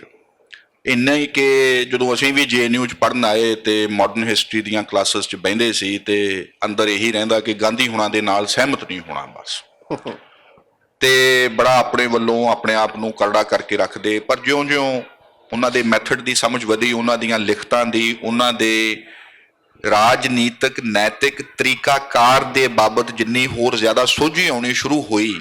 ਇਹ ਨਹੀਂ ਮੈਂ ਕਹਿੰਦਾ ਕਿ ਆਪਾਂ ਗਾਂਧੀ ਜੀ ਦੀ ਕੋਈ ਸ਼ੋਭਾ ਸਿਫਤ ਹੀ ਕਰਨੀ ਹੈ। ਕੁਝ ਚੀਜ਼ਾਂ ਹਰੇਕ ਵੱਡੀ ਸ਼ਖਸੀਅਤ ਵੱਡੇ ਦੌਰ ਦੇ ਵਿੱਚ ਅਨਰਿਜ਼ੋਲਵਡ ਹੁੰਦੀਆਂ ਨੇ, ਉਹਨਾਂ ਦੇ ਬਾਰੇ ਗ੍ਰੇ ਏਰੀਆਜ਼ ਹੁੰਦੇ ਨੇ। ਇੱਥੇ ਗਾਂਧੀ ਜੀ ਦੀ ਜਿਹੜੀ ਐਕਸਪਲੇਨੇਸ਼ਨ ਹੈ ਇਹਦੇ ਬਾਰੇ, ਉਹਨਾਂ ਨੇ ਐਕਸਪਲੇਨ ਤੇ ਕੀਤਾ ਆਪਣੇ ਆਪ ਨੂੰ, ਉਹ ਬੜੀ ਮਹੀਨ ਹੈ। ਉਹ ਇੰਨੀ ਮਹੀਨ ਹੈ ਕਿ ਕੋਈ ਆਰਾਮ ਨਾਲ ਕਹਿ ਸਕਦਾ ਹੈ ਯਾਰ ਇਹ ਕੋਈ ਗੱਲ ਹੈ, ਉਹਨੂੰ ਸਿੱਧਾ ਕਹਿਣਾ ਚਾਹੀਦਾ ਸੀ। ਪੰਜਾਬੀਆਂ ਨੂੰ ਤੇ ਇਹ ਬਹੁਤ ਹੁੰਦਾ ਹੈ ਵੀ ਆ ਤਾਂ ਜੀ ਲੇਲੇ ਪੇਪੇ ਸਾਡੇ ਨਾਲ ਨਾ ਕਰੋ, ਸਿੱਧੀ ਜੀ ਗੱਲ ਕਰੋ ਸਾਡੇ ਨਾਲ। ਤਾਂ ਉਹਨੇ ਆਖਿਆ ਕਿਉਂ ਨਹੀਂ? ਮਤਲਬ ਇੱਕ ਤਾਂ ਇਸ ਗੱਲ ਦੇ ਵੱਲ ਮੈਂ ਆਉਣਾ ਹੈ, ਪਰ ਇਹਦੇ ਮੁਤਲਕ ਇੱਕ ਗੱਲ ਕਹਿਣ ਦੀ ਲੋੜ ਹੈ ਕਿ ਸ਼ਹੀਦ ਭਗਤ ਸਿੰਘ ਦਾ ਤੇ ਮਹਾਤਮਾ ਗਾਂਧੀ ਦਾ ਆਪਸੀ ਰਿਸ਼ਤਾ ਕਿਹੋ ਜਿਹਾ ਸੀ। ਪਹਿਲਾਂ ਜੇ ਆਪਾਂ ਇਸ ਦੇ ਵੱਲ ਥੋੜੀ ਗੌਰ ਕਰੀਏ, ਉਹਦੀਆਂ 2-3 ਪਰਤਾਂ ਦੀ ਆਪਾਂ ਸੰਖੇਪ ਦੇ ਵਿੱਚ ਜੇ ਗੱਲ ਕਰੀਏ ਤਾਂ ਸ਼ਾਇਦ ਅਸੀਂ ਪਹੁੰਚਾਂਗੇ ਕਿ ਇੱਥੇ ਕੀ ਹੋਇਆ, ਕੁਝ ਸਾਡੀਆਂ ਚੀਜ਼ਾਂ ਜੁੜਨਗੀਆਂ। ਹੁਣ ਅਸੀਂ ਇੱਕ ਇਹ ਬਹੁਤ ਬਣਾਇਆ ਹੋਇਆ ਹੈ ਕਿ ਭਗਤ ਸਿੰਘ ਹਿੰਸਕ, ਗਾਂਧੀ ਅਹਿੰਸਕ। ਮੈਂ ਇਸ ਗੱਲ ਦੇ ਨਾਲ ਬਿਲਕੁਲ ਵੀ ਸਹਿਮਤ ਨਹੀਂ ਹਾਂ। ਭਗਤ ਸਿੰਘ ਦੇ ਵਿਚਾਰਾਂ ਦੇ ਅੰਦਰ ਇੱਕ ਪੂਰਾ ਪਰਿਵਰਤਨ ਵਾਪਰਦਾ ਹੈ, ਇੱਥੋਂ ਤੱਕ ਕਿ ਉਹ ਇਹ ਕਹਿੰਦਾ ਹੈ ਕਿ ਬਹੁਤ ਤੰਗ ਸਨ 28-29 ਤੱਕ ਭਗਤ ਸਿੰਘ ਹੁਣੀ ਕਿ ਅਸੀਂ ਇੰਨਾ ਜ਼ੋਰ ਲਾ ਰਹੇ ਹਾਂ, ਮੱਥਾ ਮਾਰ ਰਹੇ ਹਾਂ, ਕਦੇ ਸੌਂਡਰਸ ਵਾਲੀ ਗੱਲ ਹੋ ਗਈ, ਕਦੇ ਕਾਕੋਰੀ ਕੇਸ ਹੋ ਗਿਆ, ਕਦੇ ਕੁਝ ਹੋ ਗਿਆ, ਇਸ ਤੋਂ ਪਹਿਲਾਂ ਵੀ ਚੱਲਦਾ ਰਿਹਾ ਹੈ, ਅਸੀਂ ਲੋਕਾਂ ਦੀ ਮੁੱਖ ਧਾਰਾ ਤੱਕ ਕਿਉਂ ਨਹੀਂ ਪਹੁੰਚ ਸਕੇ, ਅਸੀਂ ਲੋਕਾਂ ਤੋਂ ਹਜੇ ਵੀ ਦੂਰ ਕਿਉਂ ਚੱਲ ਰਹੇ ਹਾਂ। ਔਰ ਨਾਲ ਹੀ ਉਹ ਇਹ ਵੀ ਕਹਿੰਦਾ ਕਿ ਗਾਂਧੀ ਜੀ ਤੋਂ ਇਹ ਸਿੱਖੋ ਕਿ ਲੋਕਾਂ ਦੇ ਨਾਲ ਜੋੜ ਕੇ ਕਿਸੇ ਅੰਦੋਲਨ ਨੂੰ ਕਿਵੇਂ ਖੜਾ ਕੀਤਾ ਜਾਂਦਾ।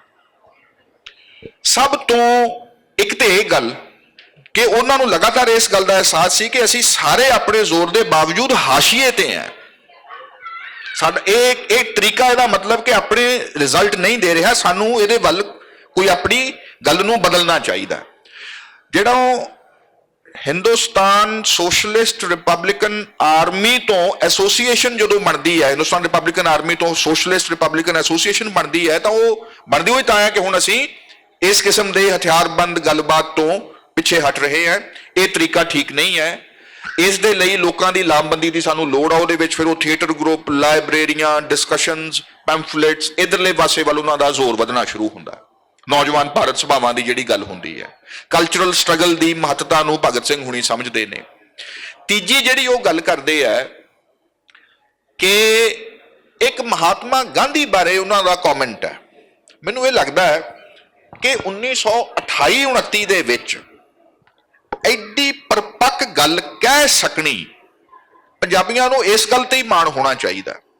ਮੈਨੂੰ ਹਜੇ ਵੀ ਲੱਗਦਾ ਕਿ ਇਸ ਗੱਲ ਦੇ ਉੱਤੇ ਗਾਂਧੀ ਜੀ ਨੂੰ ਹਜੇ ਵੀ ਰੱਖਿਆ ਜਾ ਸਕਦਾ। ਇਹ ਗੱਲ ਇੰਨੀ ਖਰੀ ਹੈ। ਉਹ ਕਹਿੰਦਾ ਹੈ ਕਿ ਮਹਾਤਮਾ ਗਾਂਧੀ ਵੱਲੋਂ ਚਲਾਇਆ ਗਿਆ ਅੰਦੋਲਨ ਸਾਨੂੰ ਇਸ ਗੱਲ ਦੀ ਸੋਝੀ ਦਿੰਦਾ ਹੈ ਕਿ ਲੋਕਾਂ ਵੱਲੋਂ ਕੀਤਾ ਗਿਆ ਹਰ ਅੰਦੋਲਨ ਜ਼ਰੂਰੀ ਨਹੀਂ ਕਿ ਉਹ ਲੋਕਾਂ ਦੇ ਲਈ ਵੀ ਹੋਵੇ। ਇਹ ਬਹੁਤ ਵੱਡੀ ਸਫਲਤਾ ਹੈ। ਹੁਣ ਇਸ ਗੱਲ ਦੇ ਵਿੱਚ ਦੋ ਚੀਜ਼ਾਂ ਨੇ ਕਿ ਗਾਂਧੀ ਜੀ ਦੀ ਇਹ ਬਹੁਤ ਵੱਡੀ ਸਫਲਤਾ ਹੈ ਕਿ ਉਹਨਾਂ ਨੇ ਲੋਕਾਂ ਨੂੰ ਐਡੀ ਵੱਡੀ ਗਿਣਤੀ ਦੇ ਵਿੱਚ ਇਸ ਲੜਾਈ ਦੇ ਵਿੱਚ ਉਤਾਰ ਲਿਆ। ਪਹਿਲੀ ਗੱਲ, ਇਸ ਗੱਲ ਨੂੰ ਉਹ ਰਿਜੈਕਟ ਨਹੀਂ ਕਰਦਾ। ਦੂਜੀ ਪਰ ਉਹ ਇਹ ਕਹਿੰਦਾ ਹੈ ਕਿ ਇਹ ਲੜਾਈ ਦੇ ਵਿੱਚ ਉਤਾਰ ਕੇ ਕੀ ਗੱਲ ਲੋਕਾਂ ਦੀ ਹੀ ਹੋ ਰਹੀ ਹੈ ਕਿ ਉਹਦੇ ਉੱਤੇ ਕਿਸੇ ਕਿਸਮ ਦਾ ਇੱਕ ਬੰਦੇਜ ਹੈ ਜਾਂ ਇਸ ਚੌਖਟੇ ਤੋਂ ਬਾਹਰ ਜਿਹੜੀ ਗੱਲ ਨੂੰ ਨਹੀਂ ਜਾਣ ਦਿੱਤਾ ਜਾ ਰਿਹਾ।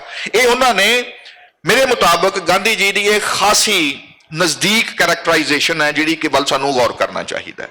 ਇਥੋਂ ਇਸ ਗੱਲ ਦਾ ਵੀ ਪਤਾ ਲੱਗਦਾ ਹੈ ਕਿ ਉਸ ਸਮੇਂ ਦੇ ਬਾਕੀ ਮਾਰਕਸਵਾਦੀਆਂ ਵਾਂਗ ਉਦੋਂ ਕਮਿਊਨਿਸਟ ਪਾਰਟੀਆਂ ਬਣਨੀਆਂ ਸ਼ੁਰੂ ਹੋ ਗਈਆਂ ਸੀ।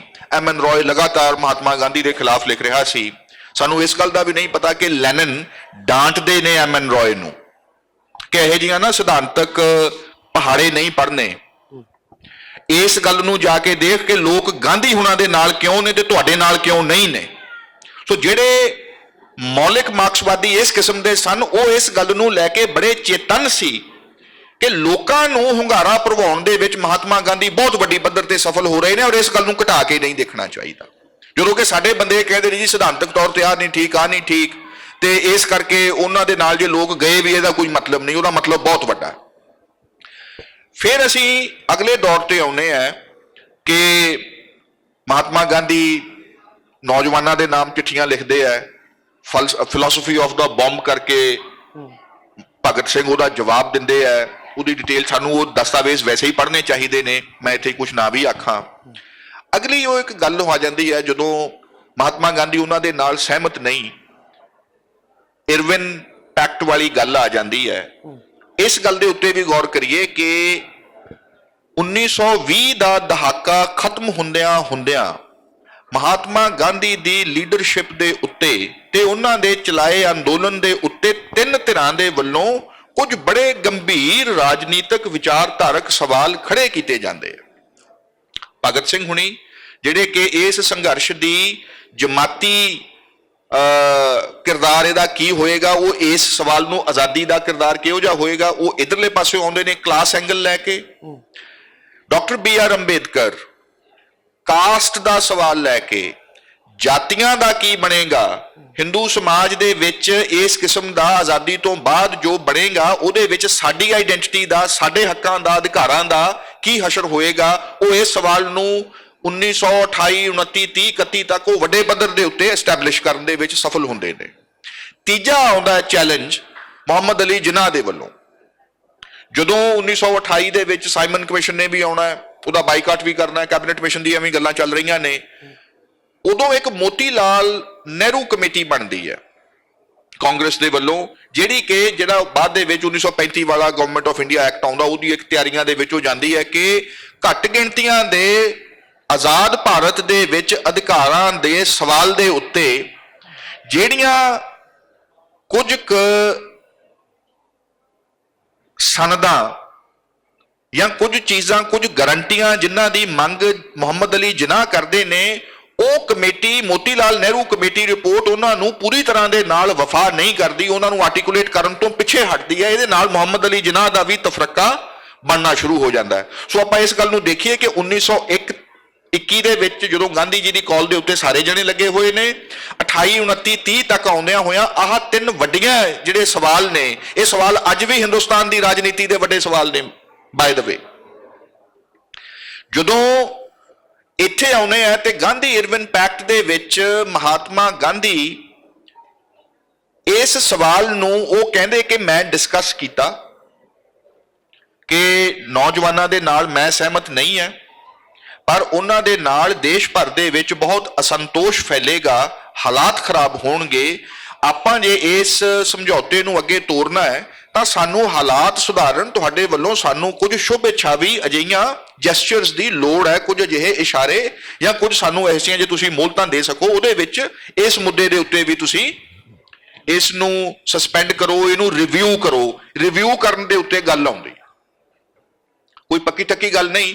ਗਾਂਧੀ ਜੀ ਇਸ ਨੂੰ ਬਾਅਦ ਦੇ ਵਿੱਚ ਇਹ ਗੱਲ ਕਹਿੰਦੇ ਨੇ, ਉਹਨਾਂ ਦਾ ਜਦੋਂ ਵਿਰੋਧ ਹੁੰਦਾ ਹੈ, ਫਾਂਸੀ ਹੋ ਜਾਂਦੀ ਹੈ, ਬਿਲਕੁਲ ਗਾਂਧੀ ਜੀ ਮੁੜ ਕੇ ਆਉਂਦੇ ਹੈ, ਕਰਾਚੀ ਸੈਸ਼ਨ ਹੈ ਜਾਂ ਹੋਰਾਂ ਥਾਵਾਂ ਦੇ ਉੱਤੇ ਉਹ ਜਾਂਦੇ ਹੈ, ਉਹਨਾਂ ਨੂੰ ਯੂਥ ਕਾਂਗਰਸ ਦੇ ਜਾਂ ਕਾਂਗਰਸ ਦੇ ਨੌਜਵਾਨ ਕਾਗਜ਼ ਦੇ ਕਾਲੇ ਫੁੱਲ ਉਹਨਾਂ ਨੂੰ ਭੇਟ ਕਰਦੇ ਹੈ। ਮਹਾਤਮਾ ਗਾਂਧੀ ਕਹਿੰਦੇ ਹੈ ਕਿ ਦੇਖੋ, ਮੈਂ ਉਹਨਾਂ ਦੇ ਨਾਲ ਸਹਿਮਤ ਨਹੀਂ ਜਿਨ੍ਹਾਂ ਨੂੰ ਫਾਂਸੀ ਹੋਈ ਹੈ, ਪਰ ਜੋ ਤੁਸੀਂ ਉਹਨਾਂ ਦੇ ਹੱਕ ਦੇ ਵਿੱਚ ਪ੍ਰੋਟੈਸਟ ਕਰਨ ਦਾ ਤਰੀਕਾ ਕੀਤਾ ਹੈ, ਮੈਨੂੰ ਇਹਦੇ ਨਾਲ ਮੈਂ ਸਹਿਮਤ ਹਾਂ, ਤੁਸੀਂ ਬਿਲਕੁਲ ਸਹੀ ਪ੍ਰੋਟੈਸਟ ਕੀਤਾ ਹੈ। ਔਰ ਇਹ ਜਿਹੜੇ ਕਾਲੇ ਫੁੱਲ ਨੇ, ਇਹ ਉਹਨਾਂ ਦੀ ਚਿਤਾ ਦੀ ਰਾਖ ਦੀ ਨਿਸ਼ਾਨੀ ਹੈ ਜੋ ਤੁਸੀਂ ਮੈਨੂੰ ਦੇ ਰਹੇ ਹੋ।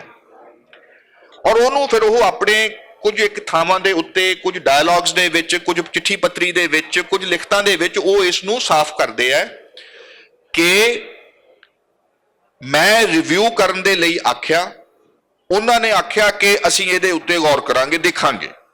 ਤੇ ਮੈਨੂੰ ਇਹ ਲੱਗਿਆ ਕਿ ਉਹਨਾਂ ਨੇ ਇਹ ਗੱਲ ਆਖੀ ਹੈ ਇੱਕ ਚੰਗਾ ਸੁਖਾਵਾਂ ਮਾਹੌਲ ਬਣਾਉਣ ਦੇ ਲਈ, ਅਗਾਂਹ ਵਾਲੀ ਗੱਲ ਦੇ ਲਈ ਇਹਦੇ ਉੱਤੇ ਗੌਰ ਕਰਨਗੇ। ਮੈਂ ਇੱਕ ਦੋ ਵਾਰੀ ਬਸ ਇੰਨਾ ਹੀ ਆਖਿਆ ਕਿ ਆਪਾਂ ਇਹਦਾ ਰਿਵਿਊ ਕਰਨਾ, ਤੁਸੀਂ ਮੇਰੇ ਉੱਤੇ ਬੜਾ ਪ੍ਰੈਸ਼ਰ ਹੈ, ਦੇਸ਼ ਦੇ ਵਿੱਚ ਬੜਾ ਸੰਤੋਸ਼ ਹੈ, ਤੁਸੀਂ ਇਹਦੇ ਬਾਰੇ ਕੋਈ ਗੱਲ ਕਰੋ। ਉਹ ਕਹਿੰਦੇ ਜੀ ਅਸੀਂ ਰਿਵਿਊ ਕਰਾਂਗੇ, we will look into the whole conundrum, ਇਹਨਾਂ ਸਾਰੇ ਮਸਲੇ ਉੱਤੇ ਦੇਖਾਂਗੇ। ਗਾਂਧੀ ਜੀ ਕਹਿੰਦੇ ਕਿ ਪਰ ਮੈਂ ਇਸ ਗੱਲ ਦੇ ਪਿੱਛੇ ਇਹਨੂੰ ਇੱਕ ਮਾਤਰ ਮੁੱਦਾ ਬਣਾ ਕੇ ਉਸ ਸਮਝੌਤੇ ਨੂੰ ਤੋੜਨਾ ਨਹੀਂ ਸੀ ਚਾਹੁੰਦਾ, ਕਿ ਇਹ ਵੀ ਗੱਲ ਹੈ ਪਰ ਉਹਦੇ ਵਿੱਚ ਇਸ ਗੱਲ ਦੇ ਹੋਣ ਦੀ ਮੈਨੂੰ ਆਸ ਸੀ। ਇਹਨਾਂ ਨੇ ਇਹਨੂੰ ਪੂਰਾ ਨਹੀਂ ਕੀਤਾ। ਇਹਦਾ ਉਹਨਾਂ ਦੇ ਉੱਤੇ, ਅੰਗਰੇਜ਼ਾਂ ਦੇ ਉੱਤੇ, ਲਾਰਡ ਇਰਵਿਨ ਦੇ ਉੱਤੇ ਇਹਦਾ ਜ਼ਿਆਦਾ ਆਉਂਦਾ ਹੈ। ਇੱਕ ਮੈਨੂੰ ਇੰਨਾ ਕੁ ਮਿਲਦਾ ਕਿ ਮੇਰਾ ਖਿਆਲ ਜਵਾਹਰ ਲਾਲ ਕਪੂਰ ਸਨ, ਉਹਨਾਂ ਦੀ ਕਿਤਾਬ ਹੈ ਦ ਲਿਡ ਆਫ, ਹਿੰਦੁਸਤਾਨ ਟਾਈਮਜ਼ ਦੇ ਸੰਪਾਦਕ ਰਹੇ ਬਹੁਤ ਲੰਬਾ ਸਮਾਂ। ਉਹਨਾਂ ਨੇ ਆਪਣੀ ਇੱਕ ਆਟੋਬਾਇਓਗ੍ਰਾਫੀ ਲਿਖੀ, ਆਪਣੇ ਪੋਲੀਟੀਕਲ ਮੈਮੋਇਰਸ ਲਿਖੇ, ਗਾਂਧੀਅਨ ਸਨ।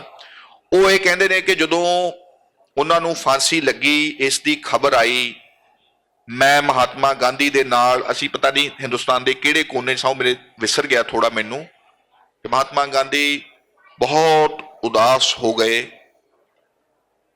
ਉਹਨਾਂ ਤੋਂ ਖੜਾ ਨਾ ਹੋਇਆ ਗਿਆ। ਉਹ ਖੜੇ ਸਨ, ਥੋੜਾ ਉਹ ਲੜਖੜਾਏ ਤੇ ਆਪਣਾ ਮੱਥਾ ਹੱਥਾਂ 'ਚ ਫੜ ਕੇ ਉਹ ਢਾਸਣਾ ਲਾ ਕੇ ਬੈਠ ਗਏ। ਉਹਨਾਂ ਨੂੰ ਬਹੁਤ ਦੁੱਖ ਹੋਇਆ, ਪਰ ਉਹਨਾਂ ਨੇ ਇਸ ਗੱਲ ਦੇ ਉੱਤੇ ਸਾਰੇ ਹਿੰਦੁਸਤਾਨ ਦੇ ਗਿਲੇ ਨੂੰ ਝੱਲਿਆ। ਮੈਂ ਇਹ ਆਖਾਂ ਕਿ ਕੱਲਾ ਇਸ ਇੱਕ ਇਸ਼ੂ ਦੇ ਨਾਲ, ਇਹ ਇੱਕ ਇਸ਼ੂ ਹੈ, ਇਹ ਗਾਂਧੀ ਜੀ ਨੂੰ ਅਸੀਂ ਸਾਰੀ ਉਮਰ ਇਹ ਸਵਾਲ ਕਰਦੇ ਰਹਾਂਗੇ ਕਿ ਹੋਰ ਬੜਾ ਤੁਸੀਂ ਜ਼ੋਰ ਲਾ ਸਕਦੇ ਸੀ, ਤੁਸੀਂ ਕਹਿ ਦਿੰਦੇ, ਅੜੀ ਜਾਂਦਾ। ਭਗਤ ਸਿੰਘ ਵਰਗਾ ਬੰਦਾ ਕਿਤੇ ਗਵਾਉਣ ਵਰਗਾ ਬੰਦਾ ਸੀ। ਇਹ ਸਾਡੇ ਬੜੇ ਸੱਚੇ ਦੁੱਖ ਨੇ। ਇਹ ਗਾਂਧੀ ਜੀ ਦੇ ਨਾਲ ਸਾਡੇ ਬੜੇ, ਉਹਨਾਂ ਦੇ ਵਡੱਪਣ ਕਰਕੇ ਸਾਡੇ ਗਿਲੇ ਨੇ। ਇਹ ਮੈਨੂੰ ਇਹ ਵੀ ਲੱਗਦਾ ਹੈ ਵੀ ਜਿੱਦਾਂ ਸਾਡੀ ਭਾਵਕ ਸਾਂਝ ਸੀ ਭਗਤ ਸਿੰਘ ਹੋਰਾਂ ਨਾਲ ਹੋਣਾ ਚ, ਉਹਦੇ ਚ ਕਿਤੇ ਨਾ ਕਿਤੇ ਸਾਡੇ ਮਨਾਂ 'ਚ ਇਸ ਕਿਸਮ ਦੀਆਂ ਕੁਝ ਵਧੇਰੇ ਆਸਾਂ ਸੀ ਕਿ ਗਾਂਧੀ ਸਾਹਿਬ ਆਪਦੀਆਂ ਲਿਮਿਟੇਸ਼ਨਸ ਤੋਂ ਬਾਹਰ ਜਾ ਕੇ ਵੀ ਹੋ ਸਕਦਾ ਕੁਝ ਕਰਦੇ, ਸ਼ਾਇਦ ਸਥਿਤੀ ਬਦਲ ਸਕਦੀ ਸੀ। ਹਾਂ, ਸ਼ਾਇਦ ਦੇ ਉੱਤੇ ਆਪਾਂ ਰਹਿ ਸਕਦੇ ਹਾਂ।